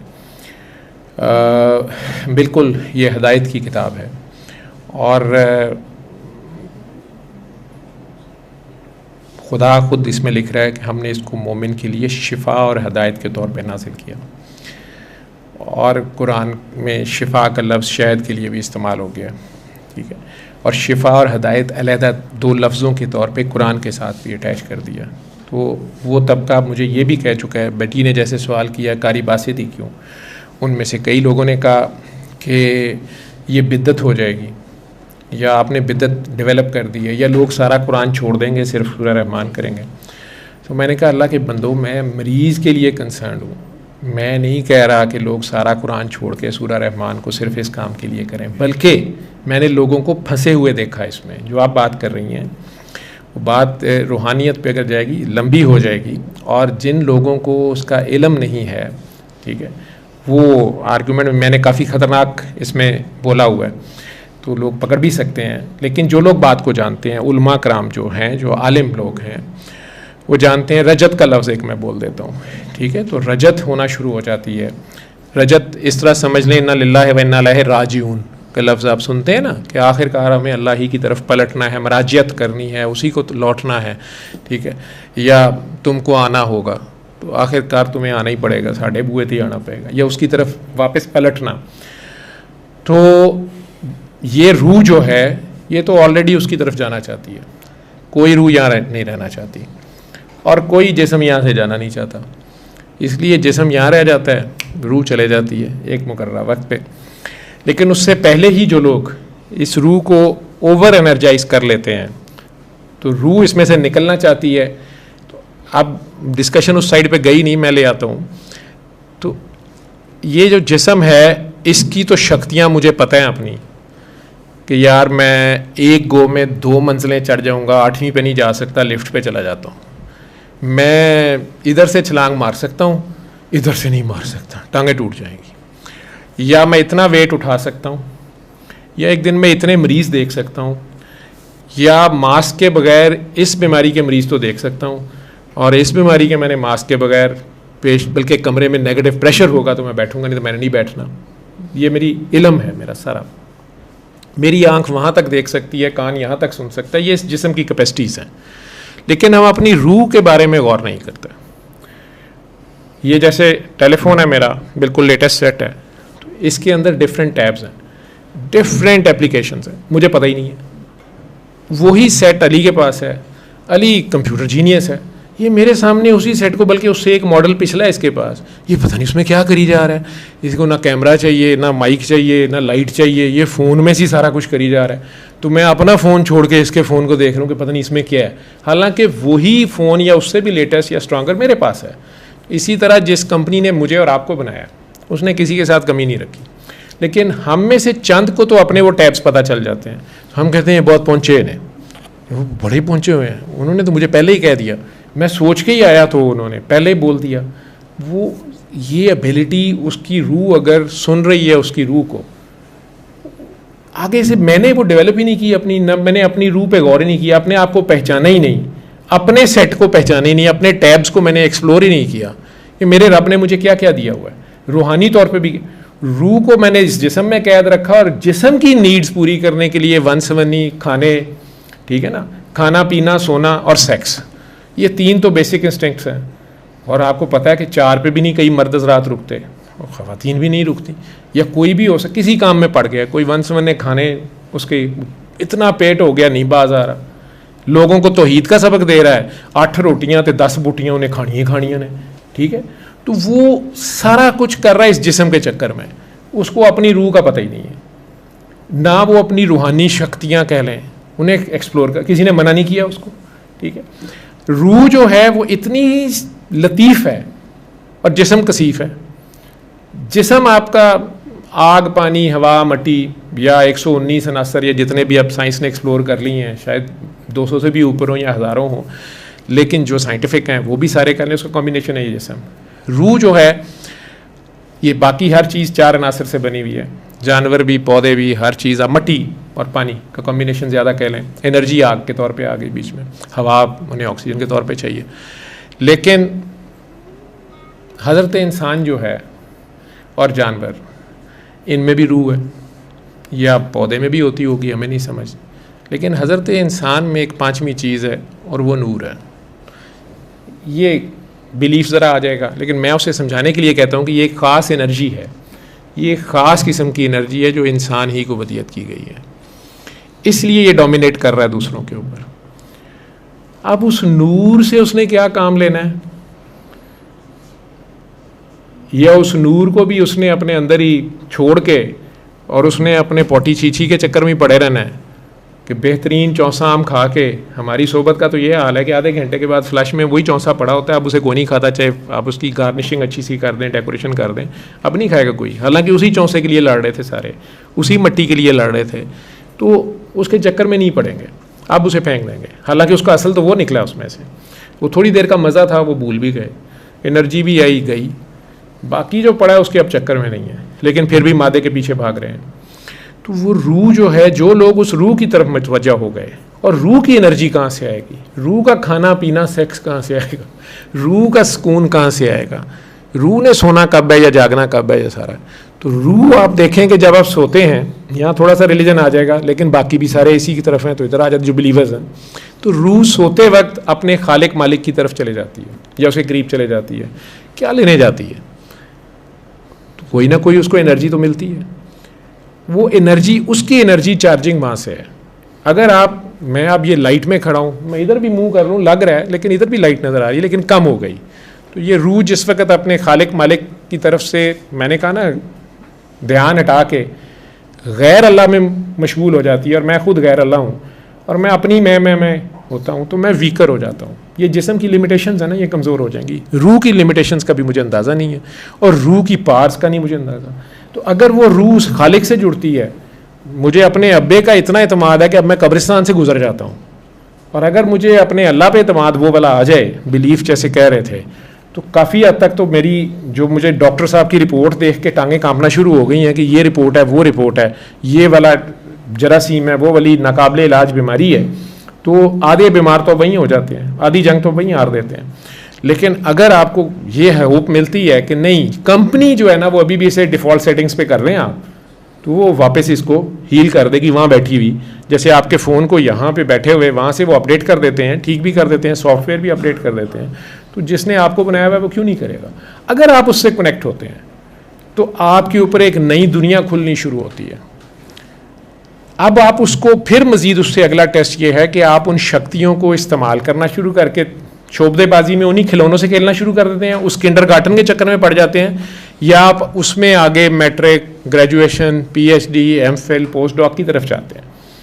तो ये स्पिरिचुअल पावर होते हुए, इस जिस्म की कैद में रहते हुए, उन स्पिरिचुअल पावर्स के साथ उन पे कंट्रोल रखते हुए लोगों के लिए सूदमंद, फ़ायदामंद हो जाना एडिशनल। डॉक्टर साहब बड़ा, डॉक्टर साहब यार सोते कब हैं? डॉक्टर साहब बड़ा टाइम है। डॉक्टर साहब के टाइम 'ਚ बरकत पैने लग पैंदी है। डॉक्टर साहब जिससे जुड़े हुए हैं उसको नींद आती नहीं है। पता नहीं कैसे वो मैनेज करता होगा टाइम को, मुझे नहीं पता। लेकिन अगर मैं उससे जुड़ जाता हूँ, जो भी सुप्रीम पावर है, मुझे नाम रखने में कोई मसला नहीं है, लेकिन मुझे ये बिलीफ ज़रूर है कि मैं जब फंस गया था तो मुझे कोई ना कोई लेके गया। मैं वो बाबा जी को नहीं समझता कि उन्होंने मुझे ठीक किया था, ना उन्होंने ये क्लेम किया। उन्होंने कहा यार मुझे तुझे बनाने वाला है, तू क्यों परेशान हो रहा है? शिफा उसने देनी है, तू ये सुन ले, तू ये कर ले, ये दुआ कर ले, पानी पी ले। ये पानी, मैं डॉक्टर था, मीडियम तो चाहिए था, तो मीडियम वो पानी था, वो सर के बालों से लेके पाँव के नाखून तक इक्वल डिस्ट्रीब्यूट हो जाता है। मुझे उसका जायका भी, लोग कहते हैं हमें चेंज लगता है, मुझे तो कभी नहीं लगा, लेकिन लगता है लोगों को। और उसमें भी लोगों को डिफरेंट एक्सपीरियंसेस हैं। लेकिन अगर मेजॉरिटी को शिफा हो रही है तो फिर उसमें कोई तो चक्कर है। उसमें ये जो आप जिन लोगों की बात कर रही हैं, जैसे समाजी मसाइल हैं, तो अब उसकी एक सिचुएशन है जिसमें उसको नहीं मसले का हल मिल रहा और वो यही फार्मूलाज अप्लाई करना शुरू हो गया। जब उसको रिजल्ट्स नहीं मिलते तो उसका इनके ऊपर बिलीफ ख़त्म हो जाता है, ठीक है। लेकिन चूंकि वो रिसाइटेशंस जो कुछ भी कर रहा है, वो वाइब्रेशन उसकी बॉडी में हो रही है, रेडिएशन भी हो रही है और हीट भी जनरेट हो रही है, एनर्जी भी जनरेट हो रही है, वो एक्स्ट्रा एनर्जी भी ले रहा है। तो मैंने इन लोगों को रूहानी मसाइल में मुख्तलिफ ऐप्स खोल ली हैं, उन्हें पता भी नहीं ये बंद कहाँ से करनी है, ये मैंने किया क्या है, इसको पॉजिटिवली कैसे यूज़ करना था। वो अपनी जेन्युइन ऐप को समझ रहा है कि ये कोई वायरस आ गया, वो उसे भी समझी जा रहा है हमारे पे जिन आ गया, भूत आ गया, कपड़े कट रहे हैं, खून के छींटे पड़ रहे हैं, तावीज़ निकल रहे हैं। वो जो तावीज़ आपको निकाल के देते हैं, कई बार आपके घर में आमिल हजरात ऐसे आते हैं जो रुकिया भी करते हैं, कुरान पढ़ के भी खुद से इलाज करते हैं, ऊंची आवाज़ में तलावत करके इलाज करते हैं। ये पुराना तरीका इलाज है, कोई नई चीज़ नहीं बता रहे हम। लेकिन वो आपको कहते हैं जी यहाँ से टाइल उखाड़े, नीचे से खोपड़ी निकल आती है, मैंने बड़े बड़े पढ़े लिखों को देखा, ठीक है। घर की तहलीज़ उखाड़ें जी, वहाँ से इतने तावीज़ निकल आते हैं, सारा कुछ। मैं 5वीं क्लास में था, सेंटर मॉडल स्कूल में पढ़ता था, तो वहाँ पे एक साहब आए थे, तो वो अपने हैट में से उन्होंने हमें खरगोश निकाल के दिखा दिया था, फिर कबूतर निकलते रहे, फिर एक लड़के को बुला के उसके बाजू को ऐसे ऐसे करें, उसके कान में से पानी निकलता रहा। तो मुझे अब कोई तावीज़ निकाल के दिखा देता है घर से तो मुझे परेशानी नहीं होती, मुझे पता होता है कि ये वही वाले भाईजान है, ठीक है, ठीक है। तो ये हो भी सकता है, मुझे कोई मसला नहीं है। मेरी सस्पेंशन ऑफ डिसबिलीफ पहले से हो गया हुआ है, ठीक है। मैं हर चीज़ पे बिलीव कर लेता हूँ, ठीक है। मुझे क्या जरूरत है, मैं कोई चीज़ नहीं हो सकता भाई, उत्थे अल्लाह बैठा है, पता नहीं किहड़े वेले दूजे कैंप च रल जाए। साढ़े लोगों का तो इत्थे तक हद नहीं है, वो जी जादू बरहक है, ठीक है। बड़ा फिक्रा मैंने सुना है, मैंने उलमा से पूछा तो वो कानों को हाथ लगाना शुरू कर दे, कहने डॉक्टर साहब असी भी नहीं सोचा पहले। मैं कहा जी बरहक का मतलब है कि जी अल्लाह की तरफ से है। तो मैं कहा जी तू अल्लाह ही दूजे पासे चला गया है तो एवं दौड़ी जा रहे हो, छड्डो परे, हो गया जादू, दूसरी पार्टी के पास अल्लाह है, आप क्या कर रहे हैं, उनसे चला देता है अल्लाह ने जादू। भैया आप बेवकूफ़ी है, आप एवं भागे फिर रहे हैं, डॉक्टर साहब तोड़ लेंगे, किसी खाला जी का वाड़ा है कोई अल्लाह को मुकाबला करना, अल्लाह का जादू तोड़ देना। फिर कहते नहीं ये मतलब नहीं था हमारा। मैं कहा यार मैनू तो और मतलब नहीं समझ आ रहा, ठीक है। वो जी ये अल्लाह की तरफ से आया हुआ है। मैं कहा बिल्कुल अल्लाह की तरफ से आया हुआ है, बाइबल, तौरात, इंजील ये भी अल्लाह की तरफ से आई हुई है। हाँ डॉक्टर साहब ये वो नहीं आसमानी इल्म है। मैं कहा जी बिल्कुल, तो ये आसमानी इल्म का फाइनल एडिशन है। अब मेडिसिन में मैंने जो 88 में मेडिसिन की किताब पढ़ी थी, वो किताब रद्दी के भाव लेने को कोई तैयार नहीं है। बल्कि जिन टीचरों ने पढ़ाया था वो कहते हैं बेटा सॉरी आजकल लेटेस्ट क्या, हमने तो गलती पढ़ाया था तुम्हें, ठीक है। कोई नहीं उन्हें पूछता कि भाईजान ये दवाइयाँ जो आपने इतनी महंगी बेची थी, काले जरकान के इलाज के टीके और गाड़ियाँ ले ली, तो ये जिन बेचारों ने लगवा भी ली और उसके साइड इफ़ेक्ट्स भी हो गए, तो ये WHO को पकड़े ना ज़रा, ठीक है। या अभी आपके सामने फाइज़र की वैक्सीन पूरी दुनिया के सामने आ गया, कितना बड़ा फ्रॉड था कोविड का। किसी ने पूछा, किसी में जुर्रत है? कौन अल्लाह का गिरबान पकड़े? ला इलाहा इल्ला अमरीका, कौन पकड़े उसका? नौज़ बिल्लाह। फाइज़र किन की है? किसी ने पूछा है उनसे?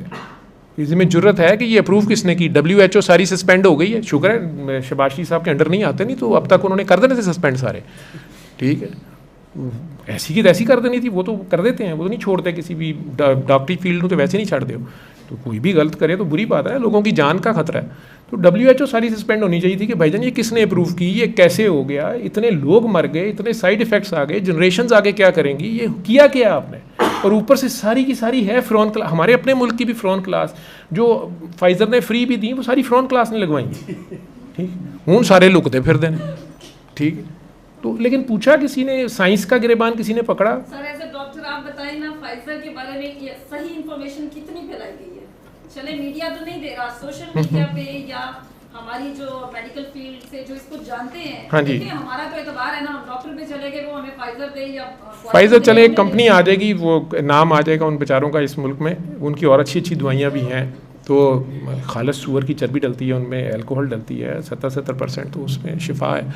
तो उनमें तो कोई नहीं पूछता। लेकिन ये जो केस है पर्टिकुलरली, ये तो आप उनके कोर्ट्स की, उनकी वेबसाइट पे चले जाएं, आप सारा खुद पढ़ लें। मैं शायद अंग्रेज़ी गलत बोल दूँ, नहीं लोगों उस वैक्सीन का वो सारा पता चल गया ना कितना बड़ा फ्रॉड है, ये सारा कि उसमें बहुत डेंजरस किस्म के साइड इफ़ेक्ट्स आए, वो रिपोर्ट ही नहीं किए गए, वो बताए नहीं गए, उस वक्त छुपाए गए, ठीक है।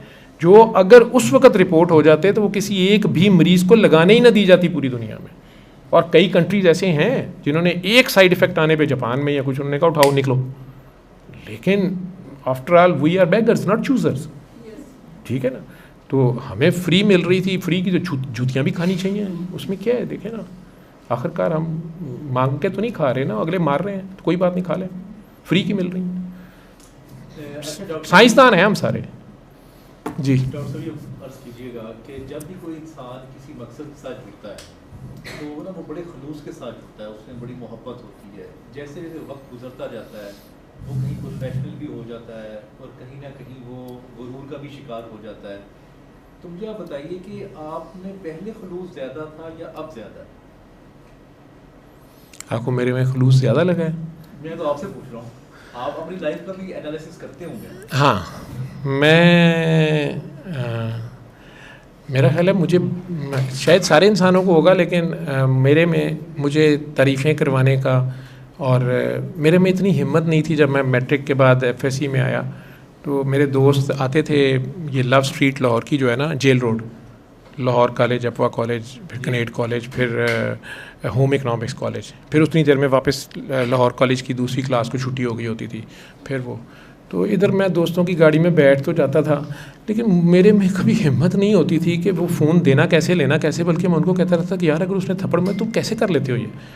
तो लेकिन दिल मेरा भी करता था कि मुझे ख़वातीन यूँ करके देखें, मैं यूँ करके गुजरूँ खां साहब की तरह। तो वो चाल ही एक बंदे की और होती है। तो मुझे शायद छोटे होते से तारीफ़ें सुनने का शौक़ था, और लोग मुझे यूँ हीरो बनने का शौक़ था। तो मेरी शायद वो वाली अना की तस्कीन हो रही है कि लोग मुझे कुछ समझ रहे हैं। मेरी बात ही कोई नहीं सुनता था कॉलेज स्कूल में, दोस्तियाँ ही कोई नहीं थी, और मुझे बनानी नहीं आती थी, लड़कों से भी मुझे नहीं समझ आती थी। पास खड़ा रहता था, कई बार वो चले जाते थे, और अगर मैं कहीं बात करना भी था हिम्मत करके, तो वो लगता था कि वो मेरी बात नहीं सुनी उन्होंने, वो लिफ्ट ही नहीं कराते थे। बड़ी देर बाद उनमें से कईयों ने कहा कि यार तू इतनी हतमी किस्म की बात कर देता था, असी गप्पा मार रहे होंगे सा, तो वो तू सारा मज़ा ही ख़राब कर देता सा। तो मुझे नहीं पता था कि कई बार गप्पें सिर्फ वैसे वक्त गुजारने के लिए भी मारी जा सकती हैं। तो मैं वो 15-20 मिनट, आधा घंटा की डिस्कशन गवर्नमेंट कॉलेज के कैफ़े में सुन के, या मेडिकल कॉलेज के, तो कई बार मैंने कहना कि यार ये क्या बात है, तो ये ऐसे नहीं है। तो उनका मज़ा किरकिरा हो जाना, तो फिर उन्होंने मेरे साथ बैठना भी ना। तो आहिस्ता आहिस्ता फिर मुझे भी ये बाबा जी की वजह से मुझे पता चल गया कि छड्डनियाँ किवें ने। हुण मैं ऐसियाँ छड्डना, गोडे गिट्टे जोड़ा या ना जोड़ा, किसी का प्यो नहीं फड़ पा रहा, तो मैंने बोर क्यों होना है, सारे मेरे चक्कर में हैं, ठीक है। अब एक बंदा है, उसका इतने हसीन और हसीना इंतज़ार कर रही हैं माशाल्लाह, बारिश से लेके बाशरा तक, तो बंदा क्यों थकेगा। तो खलूस एक डॉक्टर में शायद अल्लाह ताला ने रखा होता है या आ जाता है, जिसे आप खलूस कह रहे हैं शायद, या एम्पैथी कह रहे हैं। अपने मरीज़ के लिए चाहे आपको पैसे मिलते हो, तनख्वाह मिलती हो, लेकिन दूसरे की दर्द को महसूस करना।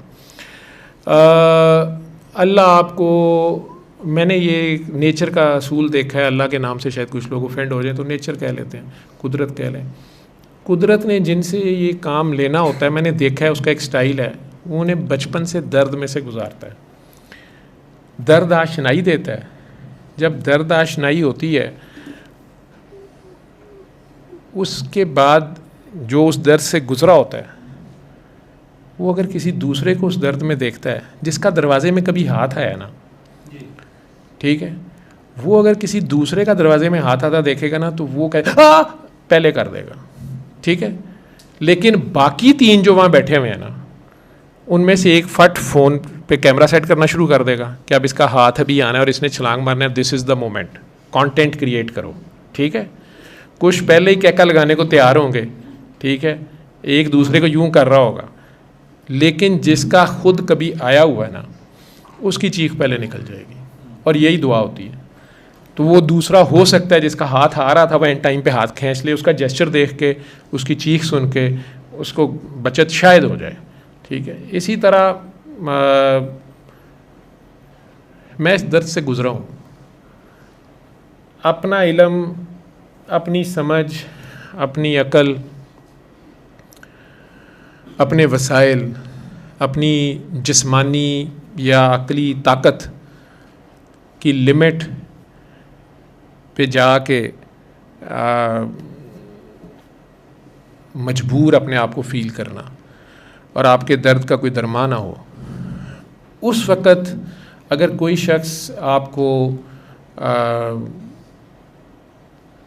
बेगर्ज़ी और बेलौसी से वो शिफा दे दे, या आपकी वो तलाश आपके हाथ में पकड़ा दे, वो लाल मोती जंगल फिर बेले फिरा ढूंढेंदी किधरे ना पायो लाल नहीं, तो वो लाल जो है, वो अगर जिसको आपने इतनी जगहों पे ढूंढा हो और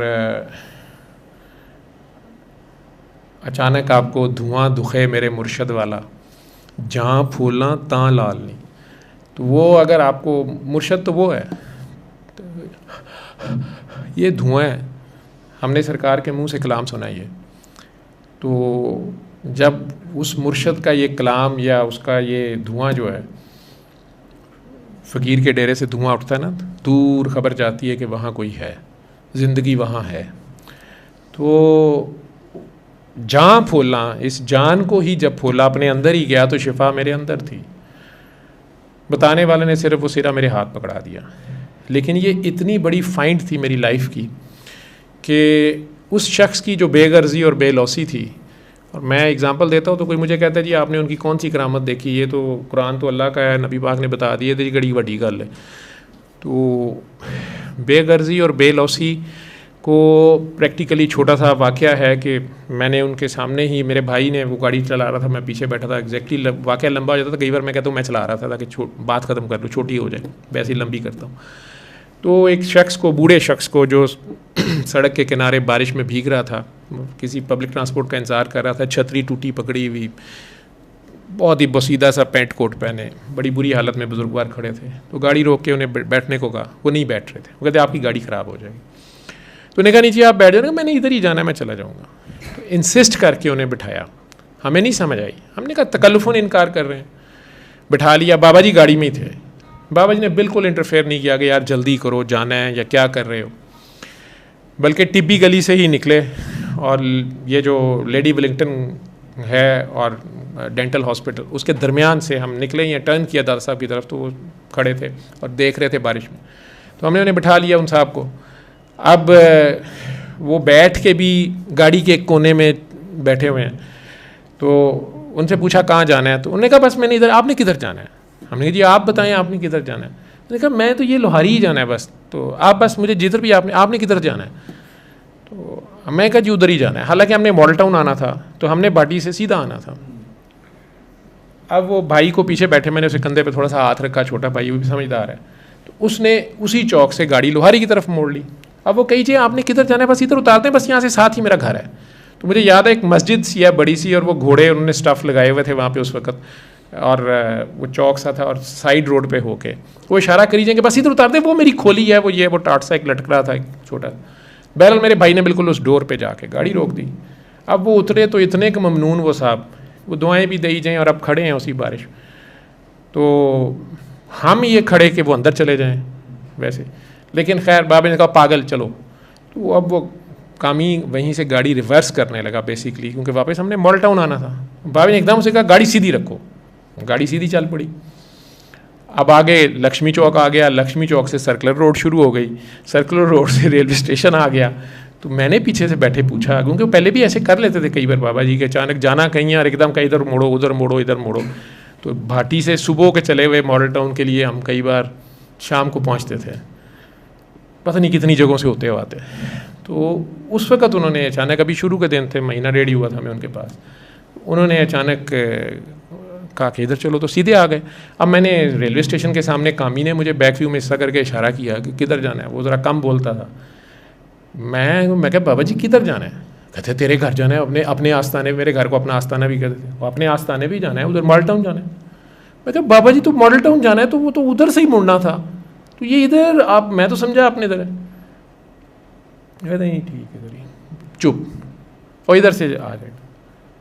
मैं कहा अच्छा आपने मुझे, मैं उनसे पहले झूठ बोलता था, और मैं सोच रहा था उन दिनों 2 महीने हो गए थे कि ये जो गप्पे मारने की मेरी आदत है, पापा जी कहते थे कोई एक गलती अपनी, कोई एक गलत आदत तुम अल्लाह की खातिर छोड़ सकते हो तो छोड़ के देखो, ये होमवर्क कर लो।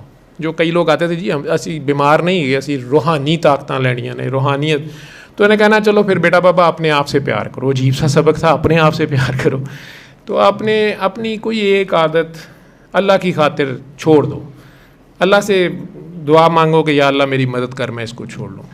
तो मैंने भी सुनी थी ये बात, तो मैं झूठ शूट रोकने के चक्कर में था, तो हो जाता था, फिर बड़ा मुश्किल सा काम लग रहा था, लेकिन उस वक्त आसान लगा था।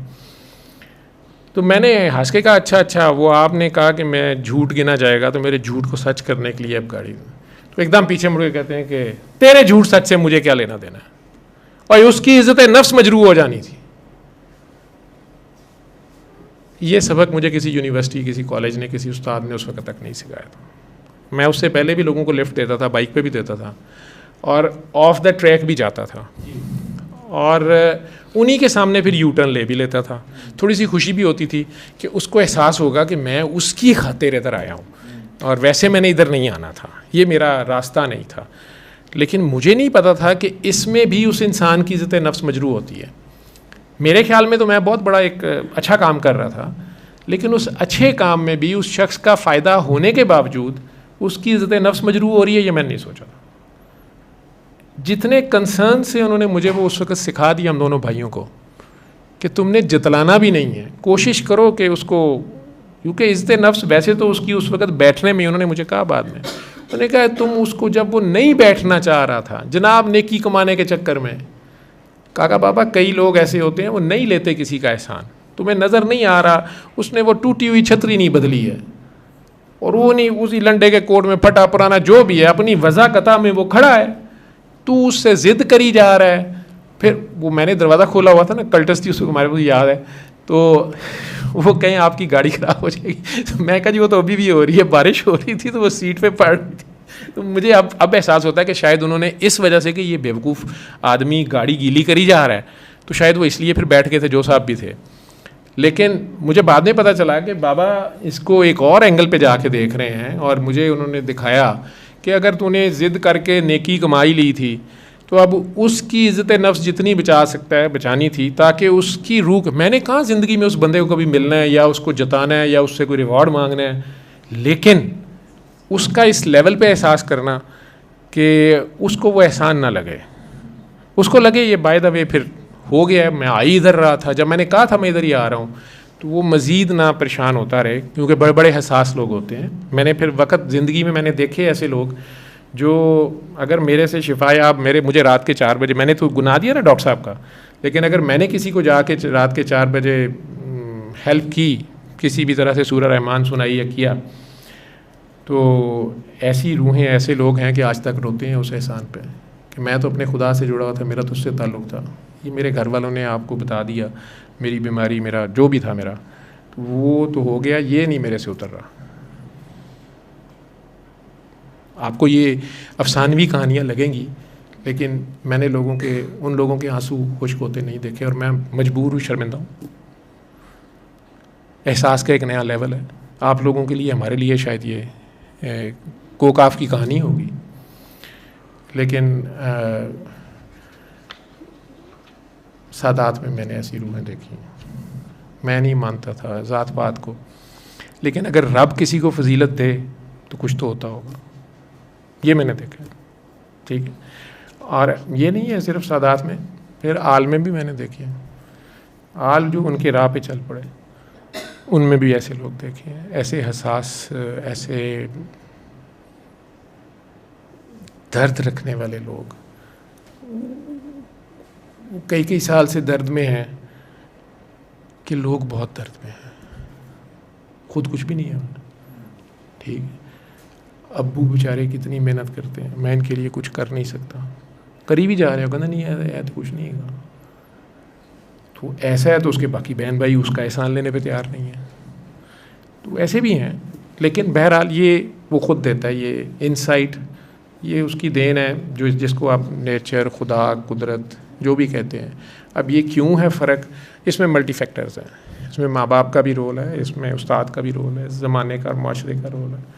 तो एक सरकारी हॉस्पिटल के आईसीयू में 3 दफ़ा सूरह रहमान प्ले करना, इंतज़ामिया की तरफ से आपको कभी शुरू में कोई इंतज़ामिया का, इसमें कई लोगों ने अंडर डायरेक्ट मेरे सामने आके नहीं, डायरेक्ट तो मेरे उस्ताद थे, बड़े अच्छे डॉक्टर सीनियर, वो मुझे क्रिटिकली कहते होते थे, लेकिन जब उन्होंने देखा कि मेरा जो मेडिकल का काम था उसमें कोई फ्ला नहीं था, उसमें कोई डेफिशिएंसी नहीं थी, और एक एडिशनल काम हो रहा है जिसमें हॉस्पिटल वालों का कोई 1 रुपया नहीं लग रहा और किसी किस्म का कोई रौला नहीं है, किसी को कोई ऑब्जेक्शन नहीं है। हालांकि कई पेशेंट्स ने कह दिया मैंने नहीं सुननी, आईसीयू में भी, और आंखें खोल के लेटे रहे, और कई नॉन मुस्लिम्स ने ये कहा, हम उन्हें पूछ लेते थे कि देखें जी ये लग रही है, अगर आपको नहीं सुनना तो आप आंखें ना बंद करें, हम इसे एज ए रेमेडी कर रहे हैं। उन्होंने बड़े हंस के कहना कि नहीं ये तो प्रेयर है, वैसे प्रेयर कहते हैं, ये तो प्रेयर है, वाओ ये तो हम वाई नॉट, हम क्यों ना करें, हम करेंगे, उन्होंने कर लेना।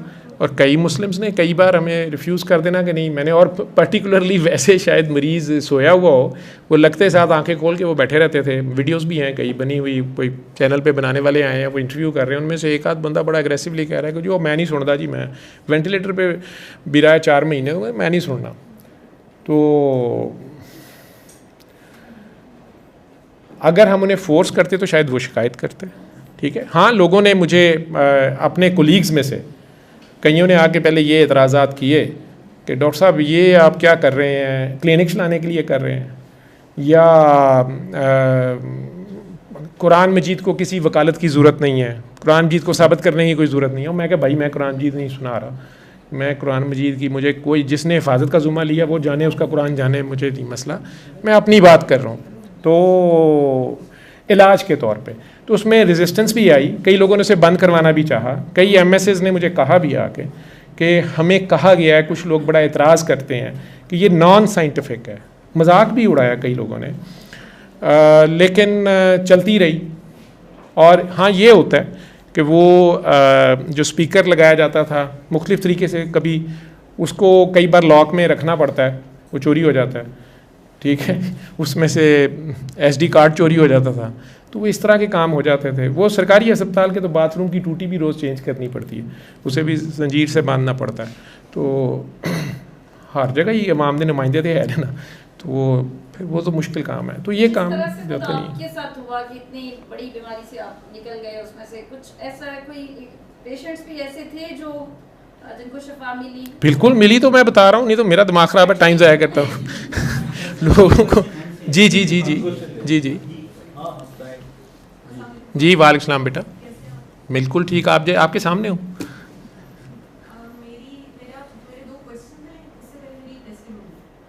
उससे पहले आपकी एक टेस्टिमनी भी है। अच्छा जी हुक्म, आपका नाम? जी जी बिल्कुल, आप सब कुछ कर सकते हैं।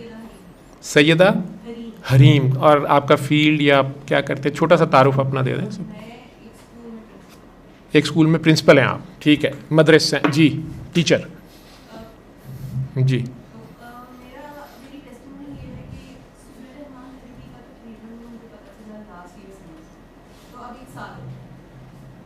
अभी तक मैं सक्सेसफुली कंप्लीट जो एक मेथडोलॉजी के 3 बार आपने सुना है 1 दिन में 7 दिन, वो तो मैं नहीं कर पाई, लेकिन मैंने डिफरेंट टाइम्स पे सूर्य रहमान सुनी है और मैं सुन रही हूँ।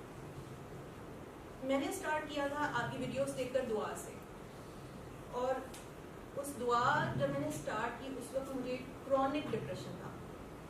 एक स्कूल में एक इम्पॉर्टेंट डेजिग्नेशन पे होते हुए आप डिप्रेशन अफोर्ड नहीं कर सकते। ऐसे ही लोगों के सामने खड़े होने से मुझे ब्लैकआउट हो जाता था, मैं पेरेंट्स को फेस नहीं कर पाती थी, अपने स्टूडेंट्स को फेस नहीं कर पाती, अपनी टीचर्स के सामने बोल नहीं पाती थी।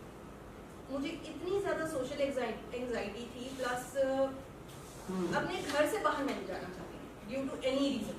जॉब पे जाना मुश्किल था, आउट ऑफ सिटी ट्रैवल नहीं कर पाती थी। जस्ट बाय मेकिंग दुआ, एक मैंने दुआ करनी शुरू की आपके पास आके, पहले सबसे पहले मैंने दुआ की थी हॉस्पिटल में। कहाँ पे? सर्विसेज में? अच्छा, मुझे नहीं याद है। ठीक है, वहाँ पे आपने मुझे दुआ करवाई थी। उसके बाद में मैंने आपकी वीडियोस को बहुत ज़्यादा फॉलो किया, और फिर आपने मुझे एक बार फ़ोन पे दुआ करवाई। उस दुआ से अल्हम्दुलिल्लाह मेरे अंदर इतना ज़्यादा चेंज आया कि मैंने उस दुआ के बाद लोगों को दुआ करवाना शुरू कर दिया। मैंने तकरीबन 3, 4, 5 लोगों को एकदम से दुआ करवाना स्टार्ट किया। अल्हम्दुलिल्लाह उन्हें भी फ़र्क पड़ा, और मैं दुआ के बेसिस पे ऑलमोस्ट स्लोली एंड ग्रेजुअली मेरी सारी डिप्रेशन की मेडिसिन छूट। मैं 2 टाइम टैबलेट्स ले रही थी और मैं सारा दिन सोती रहती थी, मुझे होश ही नहीं होती थी मैं कहाँ। और ये हाल था कि ट्रेमर्स मुझे इतने होते थे कि मुझे वेरियम के इंजेक्शंस लग रहे थे। और दुआ, सिर्फ दुआ जो है ना, जिस तरीके से दुआ का ये जो तरीका बताया जाता है कि आप अल्लाह के साथ कनेक्ट करें, वो आपको खुद से फील होगा कि वाकई में अल्लाह इज लिसनिंग टू यू। ऐसा नहीं है कि अगर आप उसको दिल से पुकार रहे हैं तो वो रिस्पॉन्ड नहीं कर रहा। सबसे पहले ये मेरी टेस्टिमनी, क्योंकि डिप्रेशन में देख रही हूँ आजकल बहुत लोगों को, मेरे साथ जो टीचर्स वगैरह काम करती हैं, एंग्जाइटी, डिप्रेशन, स्ट्रेस, इवन के स्टूडेंट्स को भी है, छोटे बच्चों को भी है।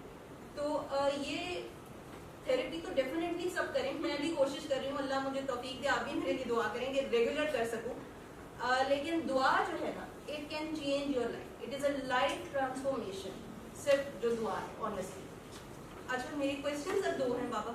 वो ये है कि आपने कहा कि जब कोई परेशानी आती है, अगर तो वो अल्लाह की तरफ से आजमाइश है, तो आप अल्लाह से कनेक्टेड रहोगे, आपको के अंदर सब्र भी होगा और अल्लाह याद रहेगा। तो अल्लाह याद है, इसकी साइंस क्या है? कि अगर मैं नमाजें पढ़ रही हूँ हर वक्त और मेरी तस्बीह मेरे हाथ में है, तो इसका मतलब है मुझे अल्लाह याद है। और अगर मैं नमाज पढ़ ही नहीं पाती हूँ, या 2 या 1 पढ़ लेती हूँ, कभी तहज्जुद भी पढ़ रही होती हूँ, लेकिन यहाँ पे और यहाँ पे आई एम माइंडफुल ऑफ अल्लाह, तो इसका साइन क्या है मुझे अल्लाह याद है? पहली बात। दूसरी बात कि बाबा का एक कॉल है कि आह ना देनी या ना लेनी, पर जो निकल जाए उसका क्या? उसे कोई नहीं रोक सकता। वही दुआ भी है, वही आ भी है, वो तो आप होनी कोई नहीं रोक सकता, होनी होने टल दी। जहाँ तक अल्लाह आपको याद है कि नहीं याद है, जब अल्लाह आपको याद है तो सब्र आपके पास होता है, सुकून आपके पास होता है। बहुत बड़ी मुसीबत में है। इसको मैंने हॉस्पिटल से इस तरह सीखा कि बिल्कुल पैरेलल 2 बेड्स पे पेशेंट लेटे होते हैं आईसीयू में, या आउटडोर में या इमरजेंसी में 2 पेशेंट आते हैं। एक गेट से ही गार्ड, सिक्योरिटी गार्ड से लड़ना शुरू करता है या उसके घर वाले, अंदर आके नर्स से, डॉक्टर से, दोनों की सेम डिज़ीज़ होती है, दोनों की आलमोस्ट सेम स्टेज पे डिज़ीज़ होती है। पेन का लेवल बहरहाल आप मैयर नहीं कर सकते कि किसकी ज़्यादा कम होती है, मेडिकल साइंस के अब गैजेट्स आ गए हैं, लेकिन वो आम तो अवेलेबल नहीं है। लेकिन बहरहाल कई बार दूसरे की डिज़ीज़ उससे भी ज़्यादा एडवांस स्टेज पे होती है, लेकिन एक जो है वो सिक्योरिटी गार्ड से, स्वीपर से, हॉस्पिटल की आया से, नर्स से, डॉक्टर से, जूनियर सीनियर डॉक्टर से, उसका स्टार्ट ही ये होता है, तुम्हें पता है मैं कौन हूँ, आपको हम अभी कराते हैं अंदर, मैंने कर दिया है फ़ोन, मैंने वीडियो बना ली है, ठीक है। ये इसने सुई लगाते हुए 3 बार मुझे दर्द की है, ये शीट के ऊपर इतना खून गिर गया है, और उसी जगह पे उसके साथ उतना ही सीरियस पेशेंट या उनका जवान बच्चा उसी डिज़ीज़ का बैठा होता है या बाबा बैठा होता है, और इतने सब्र से वो भी वही इलाज करा रहा होता है, और ज़रा सी बात पे कह रहा था पुत्र थोड़ा शुक्रिया, ठीक है, बल्कि पूरा गांव उसके साथ आया होता है चारपाई उठा के, वो वहाँ छोड़ के सारे बाहर ग्राउंड में बैठे होते हैं। 3 दिन बाद मुर्दा उनके वाले कर दें या जिंदा, वो आपका शुक्रिया अदा करी जा रहे होते हैं, ठीक है। और अगर आप उन्हें ये भी कह दें 3 दिन बाद कि यार किसी वक्त भी कुछ हो सकता है, ये ज़रूर उन लोगों का है, वो मैं कल्चर है हमारा, वो कहते फिर सानू ना जिंदा लै दो, ये मरीज़ भी कहता है मैं घर जिंदा ही जाना है, तो ना सानू फिर छुट्टी दे दो। वो नहीं ब्लेम करते आप लोगों ने ये कर दिया, आप लोगों ने कुछ नहीं किया, ये नहीं हुआ, वो नहीं हुआ, अल्लाह दी मर्ज़ी। और उसकी बजाय एक हाई फाई शख्स वो अपनी बीमारी बाद में बताता है, पहले अपना रैंक बता रहा होता है, ठीक है। आपको पता है मैं ये हूँ, मैं वो हूँ, मैं वो हूँ, ये हूँ, या मैं ये कर दूंगा, मैं वो कर दूंगा, या छोटी सी बात के ऊपर वो बंदे से लड़ रहा होता है। जो स्वीपर उसके बाप का यूरिन उठा रहा होता है, पखाना उठा रहा होता है, जिसको वो खुद हाथ लगाने पे तैयार नहीं होता, उस बाप के पास वो बैठने पे तैयार नहीं होते, घर चले जाते हैं, मुलाजिम छोड़ा होता है, उस पे आके वो अजीबोगरीब किस्म की फड्डे डाल रहे होते हैं। ये पट्टी प्रोफेसर साहब ने खुद क्यों नहीं चेंज की? आपने बुलाया उनको, आप फ़लाँ को भी बुला लें, फ़लाँ को भी बुला लें, मेडिकल बोर्ड बिठा दें ना, उन्हें डॉक्टरों पे एतबार होता है, खुदा पे क्या उन्होंने करना होता है, उन्हें अपने पैसे और पार पे होता है। तो वो बड़ा दोनों का कंपैरिजन सामने नज़र आ रहा होता है। और वो जो साबिर से लोग होते हैं उनका मरीज़ ज़्यादा सीरियस होता है। और मेरी ये 30 साल की मेडिकल प्रैक्टिस, 31 साल की और इंटेंसिव केयर की, मैंने ऐसे लोगों को मरीज़ को जल्दी ठीक होते देखा है। और जो जितने ज़्यादा लड़ाई और फटे मैंने कई बार देखा है, उनका ठीक हुआ मरीज़ इधर स्वीपर से बदतमीज़ी की है, उधर मरीज़ को हार्ट का रिदम ख़राब हुआ है, हम अभी पता करते करते रह गए मरीज़ वो क्या। हमें यही नहीं समझ आती कि यार एकदम ये क्या हो गया। हम मेडिकली तो उसको कर लेते हैं, अच्छा इसका पोटेशियम कम था, उसका वो, और भी बड़ों का कम ज़्यादा होता है, उनमें नहीं होता। वो उधर ना शुक्री करते हैं बंदे की, स्वीपर की, नर्स की, किसी डॉक्टर की, और उधर रिज़ल्ट आ रहा होता है इमीडिएटली। ये भी मैंने देखा है। और मेडिकल बोर्ड उन्होंने बिठा लिया होता है, MS साहब बेचारे खुद हाथ बांध के खड़े होते हैं, VVIP रूम उन्हें अवेलेबल होता है, ठीक है, लेकिन मरीज़ का इतना सा वूंड होता है वो ही नहीं ठीक हो रहा होता। पूरे लाहौर शहर के बड़े बड़े डॉक्टर इकट्ठे होकर ख़राब ही कर रहे होते हैं। इसलिए पूरी दुनिया में ये एक मुसलमा हकीकत है और एक टर्मिनोलॉजी मेडिकल हॉस्पिटल्स में बोली जाती है। अमेरिका से लेके कनाडा से जापान तक भी, जापान का मुझे पता नहीं है लेकिन न्यूजीलैंड ऑस्ट्रेलिया में है, कि प्रोटोकॉल्स ऑलवेज सफ़र। तो जो ये प्रोटोकोलाइटिस हम उसे बोलते हैं, तो बड़ी आंत के अंदर सोजिश हो जाए तो उसे कोलाइटिस बोलते हैं हम।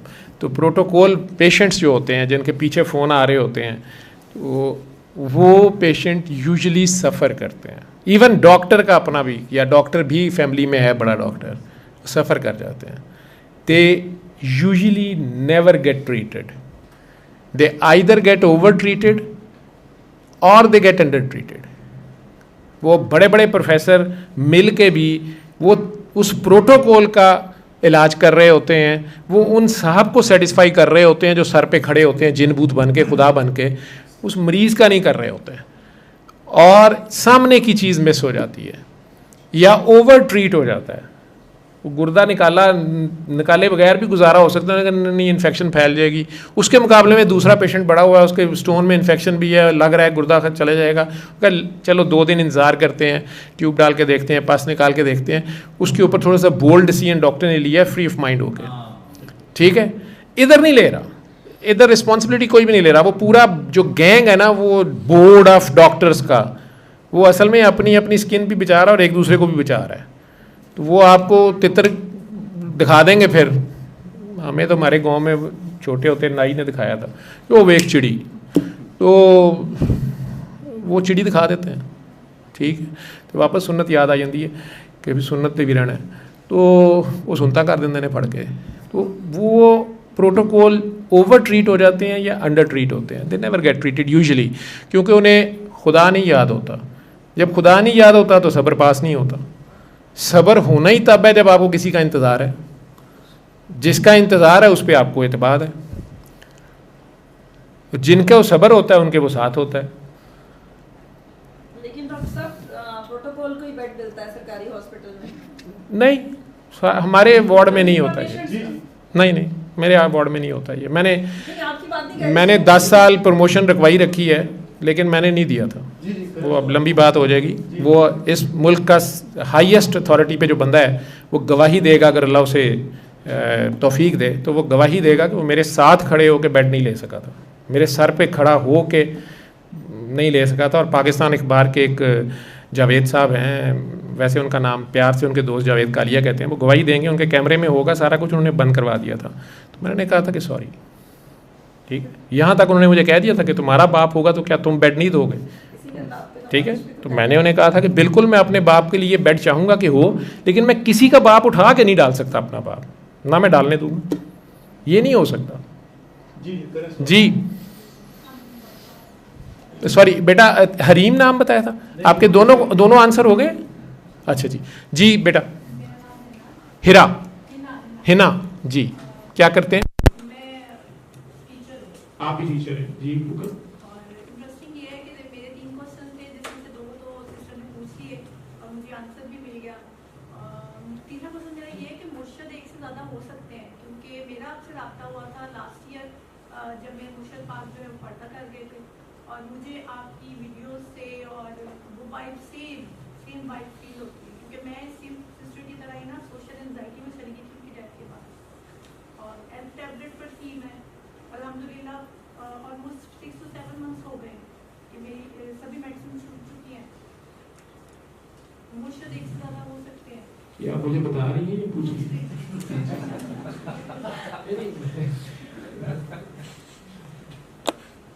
क्योंकि बहुत से लोगों ने मुझे कहा मुर्शद एक ही होता है। नहीं, उन्होंने ठीक कहा, लेकिन ये फिर फर्क आ जाएगा डेफिनेशन और हर बंदे की अपनी अपनी समझ का। तो मैं तो यही कहता हूँ कि मुर्शद एक ही है, ठीक है, क्योंकि मेरी मीनिंग जो है मैं उस पर समझ रहा हूँ कि आपका भी शायद वो मीनिंग है, ठीक है, लेकिन आपकी लैंग्वेज में हो सकता है मुर्शद का मीनिंग ही कुछ और हो, ठीक। तो जैसे मैं अल्लाह मियाँ बोल देता हूँ तो लोगों को बहुत गुस्सा आता है, वो मुझे समझाते हैं कि डॉक्टर साहब अल्लाह मियाँ ना बोला करें, मियाँ साहब सिर्फ मियाँ साहब हैं। तो मैं उन्हें समझाता हूँ कि यार मेरी ज़ुबान में मियाँ, पता नहीं मैं मैया बोलता हूँ, उन्हें कहा मैया भी गलत है, ठीक है, वो तो गाँव मैया होती है। तो फिर मैं कहता हूँ कि यार तुम्हारी गल भी ठीक है, लेकिन मेरी ज़ुबान ही कोई हो रहा है, ठीक है, तो आप ठीक कह रहे हैं। बहरहाल तो बेटा जी अगर तो आपने फ़ोन पे मेरे से पूछा था और मैंने कहा कि मुर्शद एक ही होता है, और 1 साल गुजर गया और आप फिर पूछ रहे हैं, तो पहले तो मैं आपको बताऊं कि मेरे एक दोस्त हैं सैयद बादशाह, इस मामले में वो मेरे उस्ताद हैं, उन्होंने ये बात मेरे तक पहुंचाई। वो मुझे रिसेंटली उन्होंने एक वॉइस क्लिप भेजा कि मैं आपसे सॉरी करना चाहता हूँ, मेरे दिल में आपके लिए कोई मलाल था या कुछ था। तो उसमें उन्होंने एक बड़ी खूबसूरत बात मुझे सुनाई कि दाता साहब पता नहीं कहना चाहिए, उस्मान अली जलाबी हजवेरी जो उनका नाम है, वो उनके मुर्शद जब पर्दा कर रहे थे या फौत हो रहे थे, वो उनकी गोद में, दादा साहब की गोद में उनका सर था। तो दादा साहब कहते कि मेरे दिल में ख्याल आया कि मुर्शद तो आखिरी सांस तक सबक देता है, तो ये इस वक्त भी कुछ सबक ही दे रहे हैं, शायद मेरी गोद में सर है। और तो कहते हैं लेकिन मैं उन दिनों एक फ़ेलो कुलीग से या मुरीद, जो उनका मुरीद था या क्लास फ़ेलो था उनका, दादा साहब का, कहते मैं उससे नाराज़ था सख्त। तो अचानक मेरे जो मुर्शद थे खुतली, उन्होंने आंखें खोली और उन्होंने मुझे कहा कि अली उस्मान उसको माफ़ कर दो। तो मैं तो उसी का सोच रहा था, तो उन्हें पता भी था वाक़या कि मैं उससे नाराज़ हूँ, उसने ज़्यादती की थी। तो उन्होंने एक फ़िक्रा बोला कि हर शख्स अपने इल्म के मुताबिक अमल करता है, उसका अमल अपने इल्म के मुताबिक होता है, तो उसका इल्म जितना था उसने वो किया, तो उसको माफ़ कर दे। मेरे लिए इस फ़िक्रे को आपको जवाब देने के लिए कि मैंने शायद आपको जो कहा मुझे उस वक़्त समझ नहीं आई कि आप मुर्शद का क्या पूछ रही हैं। आपने मुझे बताया मेरे मुर्शद, बताया होगा कि मेरे मुर्शद फौत हो गए हैं, तो मैंने कहा होगा मुर्शद आपके वही हैं, मैं आपका डॉक्टर हो सकता हूँ, ये कहा होगा। मेरे नज़दीक जो मुर्शद का माना है, मैं असल में अल्लाह को मुर्शद कहता हूँ, अल्लाह के सिवा किसी को मुर्शद नहीं मानता मैं, ठीक है। और मैं ये समझता हूँ कि जितने दुनिया में मुर्शद जिन्हें हम कहते हैं वो सारे अल्लाह का राह दिखा रहे होते हैं ना। तो बेसिकली अल्लाह तो नीचे आज तक नहीं उतर के किसी के सामने आया ना, आना होता तो करबला में ज़रूर आ जाता, वो नहीं आता, वो कोई बंदा होता है सामने। ये एक अलहदा बात है कि मैंने इस पर बहुत गौर किया है कि ये वही टेस्ट है जो अल्लाह मियाँ कुरान करीम में सुना रहे हैं। मैं भी सोचता था कि यार इतनी पुरानी बात अब अल्लाह मियाँ बार बार क्यों दोहरा रहे हैं। पता है कि जी आदम को बनाया और शैतान ने सजदे से उसको मानने से इनकार कर दिया, ठीक है। हालांकि जिस वक्त उसको अल्लाह मियाँ ने अचानक वीसी लगाया है एकेडमी का, या आप चूँकि टीचर हैं तो इस लैंग्वेज को समझ जाएंगी, तो यूनिवर्सिटी का अचानक अल्लाह मियाँ ने वीसी लगाया तो उस वक्त उसने नहीं कहा कि जी मैं तो नारी हूँ और ये तो नूरी हैं, ये मेरे से सुपीरियर हैं, वो नहीं उसने कहा। उस वक्त PhD वालों के ऊपर लग गया, MA पास करके, MPhil करके। लेकिन जब अल्लाह ताला ने अचानक एक किंडरगार्टन के बच्चे को जिसने कुछ किया ही नहीं हुआ, मट्टी, तो कह दिया अब ये VC है और तुम सारे इसके अंडर हो। ये जो मानना है ना, हम कहते हैं हम नहीं किसी को मानते, ठीक है। तो ये जो मानने का टेस्ट है ना, ये सारी ज़िंदगी देना पड़ता है। तो वही टेस्ट अल्लाह मियाँ बैलेंस रखते हैं ना, वही टेस्ट औलाद आलम पे भी आ रहा है। तो शैतान ला इलाहा इल्लल्लाह को मानता था, लेकिन आदम और रसूलुल्लाह मानने पे तैयार नहीं था। जो भी उसका इल्म था, जो भी उसकी समझ थी, उसकी बेसिस पे वो नहीं मान रहा था उसको, कभी ये मैंने इसको सरेंडर नहीं करना, मैंने इसको सबमिट नहीं करना। सजदा ये होता है ना, अगले को मान लेना। अब आदम की औलाद पे भी यही टेस्ट आता है। तो याकूब अलैहिस्सलाम के बेटे भी ला इलाहा इल्लल्लाह इब्राहीम रसूलुल्लाह, ला इलाहा इल्लल्लाह दादाजी रसूलुल्लाह, ला इलाहा इल्लल्लाह हमारे अब्बा जी रसूलुल्लाह, ये मानते थे। अचानक अल्लाह मियाँ ने कर दिया ला इलाहा इल्लल्लाह छोटा भाई रसूलुल्लाह का हम नहीं मानते। ये दूसरा पार्ट मानना ज़रा बड़ा मुश्किल हो जाता है। हज़रत अबू जहल साहब जो हैं, नबी करीम सल्लल्लाहु अलैहि वसल्लम के ताया जी हैं, उनका भी यही मसला था। वो कहते मैं तो मानता हूँ भतीजे में हम भी अल्लाह ही कहते हैं, काबे की चाबी मेरे पास है, हम इब्राहिम की औलाद हैं, ला इलाहा इल्लल्लाह इब्राहिम रसूलुल्लाह इस्माइल रसूलुल्लाह हम मानते हैं। लेकिन उन्होंने कह दिया नहीं चाचा जी, मेरा अल्लाह, मेरा मुर्शद। अब ये जो अल्लाह था उसको तो वो कह रहा था मैं मानता हूँ, लेकिन भतीजा रसूलुल्लाह ये मानना उसके लिए मसला था, और साफ कह रहा था नहीं मैं क्यों नहीं, ये क्यों। तो मुर्शद आपके माने जो मुझे समझ आए शायद कि मेरे माने ये थे बेटा कि वो सिरा पकड़ाने वाला जो पहली बार उस कुंडी को खोलता है, जो उस अल्लाह से आपको जोड़ता है, वो एक ही होता है। उसके बाद इस सफ़र में चूँकि अनएंडिंग सफ़र है, ठीक है, वो जिसने आपको पहली बार कलम पकड़ना सिखाया था ना, नुक्ते का अलफ बनाना सिखाया था, और उसी नुक्ते से बे बनानी सिखाई थी। अब नुक्ता ही डालते हैं ना, उसको नीचे को टर्न कर दें तो लाम हो जाती है, ऊपर से टर्न कर दें तो मीम हो जाती है। उस नुक्ते का फैलाए बनाई जाए, जीम बना दें, दाल बना दें, जो मर्जी कर दें। वो जिसने पहली बार कलम पकड़ना सिखाया और नुक्ते का ये खेल सिखाया, उसने शुरू किया सब कुछ। लेकिन था वो किंडरगार्टन का टीचर। अब आगे आप MA तक पता नहीं कितने टीचरों से मिलेंगे, वो सारे वही टीचर हैं, वो मुख्तलिफ चेहरे हैं, लेकिन रब ने अपने चेहरे पे बनाया ना इंसान का चेहरा, तो सारे चेहरे उसी के चेहरे हैं। वो सब मिलते जाएंगे, लेकिन जिसने इस रास्ते में सबसे पहले डाला, आपकी ज़ात की गिरा खोल दी, आपको वो सिरा पकड़ाया, ना कभी उसको छोड़ना, ठीक है, ना उससे आगे किसी को जानना, ना उसके अलावा किसी को जानना, वो वही होगा। तो मुर्शद मरता नहीं होता, उस पर मौत का मुकाम नहीं होता। तो इसलिए मुर्शद एक ही होता है, वो खुद ही होता है, लेकिन छुप छुप के उसको तलाशने का असल में सफ़र है। वो आदम अलैहिस्सलाम को थोड़ा सजदा करना था, वो तो कोई और था, और मैंने उसमें अपनी रूह फूंकी, तो वो कोई और था। सरकारे दो आलम ने अब इसमें आके, वो बहुत हया का पुतला थे, मेरा ख्याल है उन्हें था कि ये यूसुफ वाला सजदा मुझे ना कर सकें, तो अल्लाह ने उन्हें ये जो फैसिलिटी दे दी कि चलें आप मुंह इधर को कर लें, ये सब आपके पाँव की तलियों में सर रख देंगे, आपको नज़र नहीं आएंगे, ठीक है। तो करना सजदा ही पड़ता है, ऐसे ही है। तो वो मुर्शद आपका एक ही होता है, वो ही चलता जा रहा होता है, लेकिन उसकी मानना बहुत मुश्किल होता है। एक तो वो तबका है ना जो कहता है कि हम किसी को नहीं मानते, ठीक है, ये काफ़ी, मैंने उन्हें फिर भी अपने आप में वो ज़्यादा कंफ्यूज नहीं होता है, ठीक, एक जगह पे अड़े रहते हैं, और अगर कोई उनसे मनवा लेता है तो मान लेते हैं, नहीं तो वो क्लियर कहते हैं कि हम नहीं मानते। एक जो कहते हैं कि हम मानते हैं, वो कहते कम हैं और मानते ज़्यादा हैं। मैंने ख़राब होते उन्हें देखा है जो कहते हैं कि हम मानते हैं, लेकिन वो नहीं मानते, ठीक है, वो जूते उठा के तो सर पे रख रहे होते हैं उस्ताद के, वो सर की ताज़ीम में भी खड़े होते हैं, लेकिन दी सर दी एक नहीं मननी होती उन्होंने, ठीक है। तो सर अगर कह रहे हैं कि उधर खड़े हो जाएं तो वो कहते नहीं मैंने इधर बैठना आपके साथ, आपकी गोदी में चढ़ना है ना, तो वो सर उथे की करे, ठीक है। आदम अलैहिस्सलाम शुक्र है अल्लाह ने कहा नीचे जाओ, उन्होंने कहा आगे नीचे आ गए, उन्होंने क्या मसला, ठीक, नहीं तो कौन जन्नत छोड़ के आता। मानना, बात को मानना, तो मुर्शद एक ही होता है मेरे नज़दीक। बाकी आपको बहुत से इस रास्ते में, मैंने कहा ना, आपने प्राइमरी का टीचर और होगा, मैट्रिक का और होगा, ग्रेजुएशन का कोई और होगा, मास्टर्स का कोई और होगा, पीएचडी का कोई और होता है, पोस्ट डॉक्टरेट का कोई और होता है, और अब तो पेशेंट मेरे उस्ताद हैं। मैं इन लिविंग बुक्स को पढ़ता हूँ और ये मुझे सिखाते हैं, इनसे मैं सीखता हूँ हर लम्हा। तो उस्ताद उस हिसाब से आपको हर वक्त हर सांस पे आपको मिलता है, लेकिन है सारे रूप उसी के जिसने पहले दिन इस रास्ते पे डाला। जी जी जी जी। एक तो ये कि इस पे रोशनी डाल दीजिएगा कि शिफा क्या है बेसिक, और दूसरा सवाल ये है कि बीमारी से शिफा है या बीमारी में।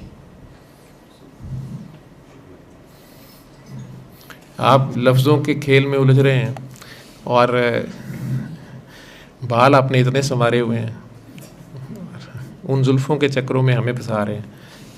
अगर तो आपके बाल उतने ही उलझे होते जितने सागर सिद्दीकी के थे तो फिर तो मैं इस सुलझाव में आता। तो ख़ुद आप बाल सुलझा के बैठे हुए हैं और हमें बातों में उलझा रहे हैं। शिफा और शिफा में फ़र्क है, ये अरबी या उर्दू के ज़ेर और ज़बर का भी फ़र्क है, लफ्ज़ का माना कुछ हो जाता है, लेकिन शिफा क्या है ये फिर फ़र्क आ जाएगा। किसी को कोई दर्द है, कोई तकलीफ़ है और वो चाहता है कि इससे उसकी जान छूटे, चाहे वो झगड़ालू बीवी है और उसको एक अच्छी बीवी मिल जाती है जो उसको सुकून देती है, या एक नखट्टू खामद है नशई और वो उससे जान छुड़ा के एक अच्छे इंसान के साथ ज़िंदगी गुजारती है, या ख़ुद इंडिपेंडेंट लाइफ शुरू कर लेती है, तो वो तो कहेगी मुझे तो शिफा मिल गई इससे। तो माने फ़र्क आ जाएंगे ना। इसी तरह बीमारी की शिफा, अगर किसी को बुखार है, कोई तकलीफ़ है, डॉक्टर उसको कह देंगे शिफा है। शहद में शिफा है, कुरान में भी शिफा है। अब माने तो इसके हज़ारों हो जाएंगे ना, हर बंदे के रिलेटिव टर्म आ गई। दूसरी, बीमारी में शिफा है या बीमारी से शिफा है, फिर वही बात कि डिफरेंट हालतें हैं आपकी। कई लोग अपने दर्द में इतने मस्त हैं, हम देख के तड़प उठते हैं, वो कहते हैं इस पे मरहम ना रखना, हमें नहीं चाहिए इस दर्द का दरमा। उन्हें अपने दर्द से इतना प्यार होता है कि वो उसको शेयर करने तक पे तैयार नहीं होते। कल वाला जो बच्चा है उसने सारी रात मुझे जगाया है, मैं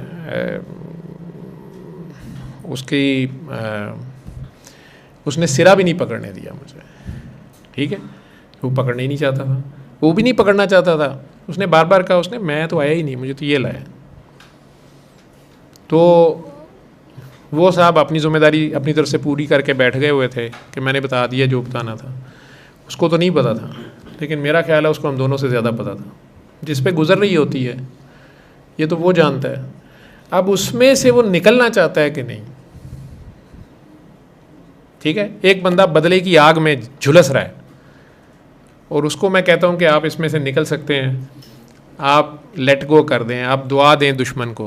वो कहता है आराम से बैठ, मैंने बदला लेना है। उसकी शिफा तो बदले में है, उसके ख्याल में। मैं उसे कुछ और ऑफ़र कर रहा हूँ, लेकिन उसको सुनने पे तैयार नहीं। जो उसके रब ने भी किया है, वो भी कह रहा है कि जान के बदले जान ही है, इज़्ज़त के बदले इज़्ज़त है, थप्पड़ के बदले थप्पड़ है, लेकिन अगर माफ़ कर दो तो ये तुम्हारे हक़ में बेहतर है। बुराई और भलाई बराबर नहीं हो सकते, लेकिन अगर तुम बुराई का बदला भलाई से दो, तुम्हारा दुश्मन भी तुम्हारा दोस्त हो जाएगा। ये कुरान की आयत है। तो अब उसमें शिफा दोनों तरीके से है, और बीमारी से शिफा है या बीमारी में शिफा है, मैं उससे ज़्यादा ये कह सकता हूँ कि जिसको हम मौत कहते हैं और कहते हैं ये मर्जुल मौत है, बहुत गौर करने के बाद इस डॉक्टरी के मैं इस नतीजे पे पहुंचा था कि बीमारी मौत का सबब नहीं होती, कभी भी बीमारी मौत का सबब नहीं होती। अगर कोरोना से लोग मरते हैं तो फिर सारे मर जाते हैं। किसी मुल्क में 5% मरे, किसी में 1% मरे, 100% कहीं भी नहीं मरे। मौत बीमारी का सबब होती है और कई लोगों की मौत ही उनकी शिफा होती है, उसकी जान ही तब छूटती है। और ये जो दुनिया में सबसे बड़ी बीमारी है मैं की, ये भी मरने के इसमें भी मरने से पहले मरना पड़ता है। तो अगर आपकी वो मैं मर जाती है और उस जगह पे मरती है जहाँ मारना चाहिए, जहाँ वो चाह रहा है, तो आपको जो शिफा मिलती है या जो नया एंगल, नई खिड़की खुलती है, वो आपके ख्वाब गुमान में नहीं होती। मरने से पहले मरना पड़ता है। तो मौत बीमारी का सबब होती है, बीमारी मौत का सबब नहीं होती। वो मौत जब आ जाती है वो किसी बीमारी की शक्ल में, किसी एक्सीडेंट की शक्ल में, हम उसका नाम रख लेते हैं, ये मलेरिया से मर गए हैं, ये कैंसर से मर गए हैं। नहीं तो बहुत से लोग कैंसर से भी शिफायाब हो गए। मुझे नहीं पता कि मैं आपको सेटिस्फाई कर सकूं कि नहीं, क्योंकि आपके सवाल जो हैं वो माशाल्लाह हाई लेवल से थे। तो मैं सूरह रहमान तक अभी तक इधर पहुंचा नहीं हूँ जहाँ तक आपने कहा। मैं अपना बता दिया आपको, क्योंकि मेरी ये भी पुरानी आदत है कि गल समझ ना आवे तो कमचेड़ा पा दो, भंबड़ पोसा कर दो, ठीक है। अगला पिटदा ही रह जाएगा, भंबड़ पोसा जी तो कड्डो सानू, वो मैं फिर ये कर देता हूँ, ठीक है। Thank you. अच्छा, अभी आप लोग सब यहीं पे बैठे रहें, बाहर पहले सर्टिफिकेट्स आपको मिलेंगे डॉक्टर साहब के साथ, 1 बाय 1 पिक्चर भी होगी आपकी, और एंड पे हम ग्रुप फ़ोटो भी एक बनाएंगे नीचे, ठीक है। तो मेरी गुजारिश है कि फ़ीमेल्स जो है ना 1 बाय 1 बाहर आना शुरू कर दें। पहले सब मेल्स पहले आएँ। अच्छा, फीमेल्स अभी बैठी रहें, मेल्स 1 बाय 1 आना शुरू कर दें। रिफ़्रेशमेंट भी है आप लोगों की नीचे, पहले मेल्स की होगी फिर फीमेल्स की होगी। डॉक्टर साहब आप फोटो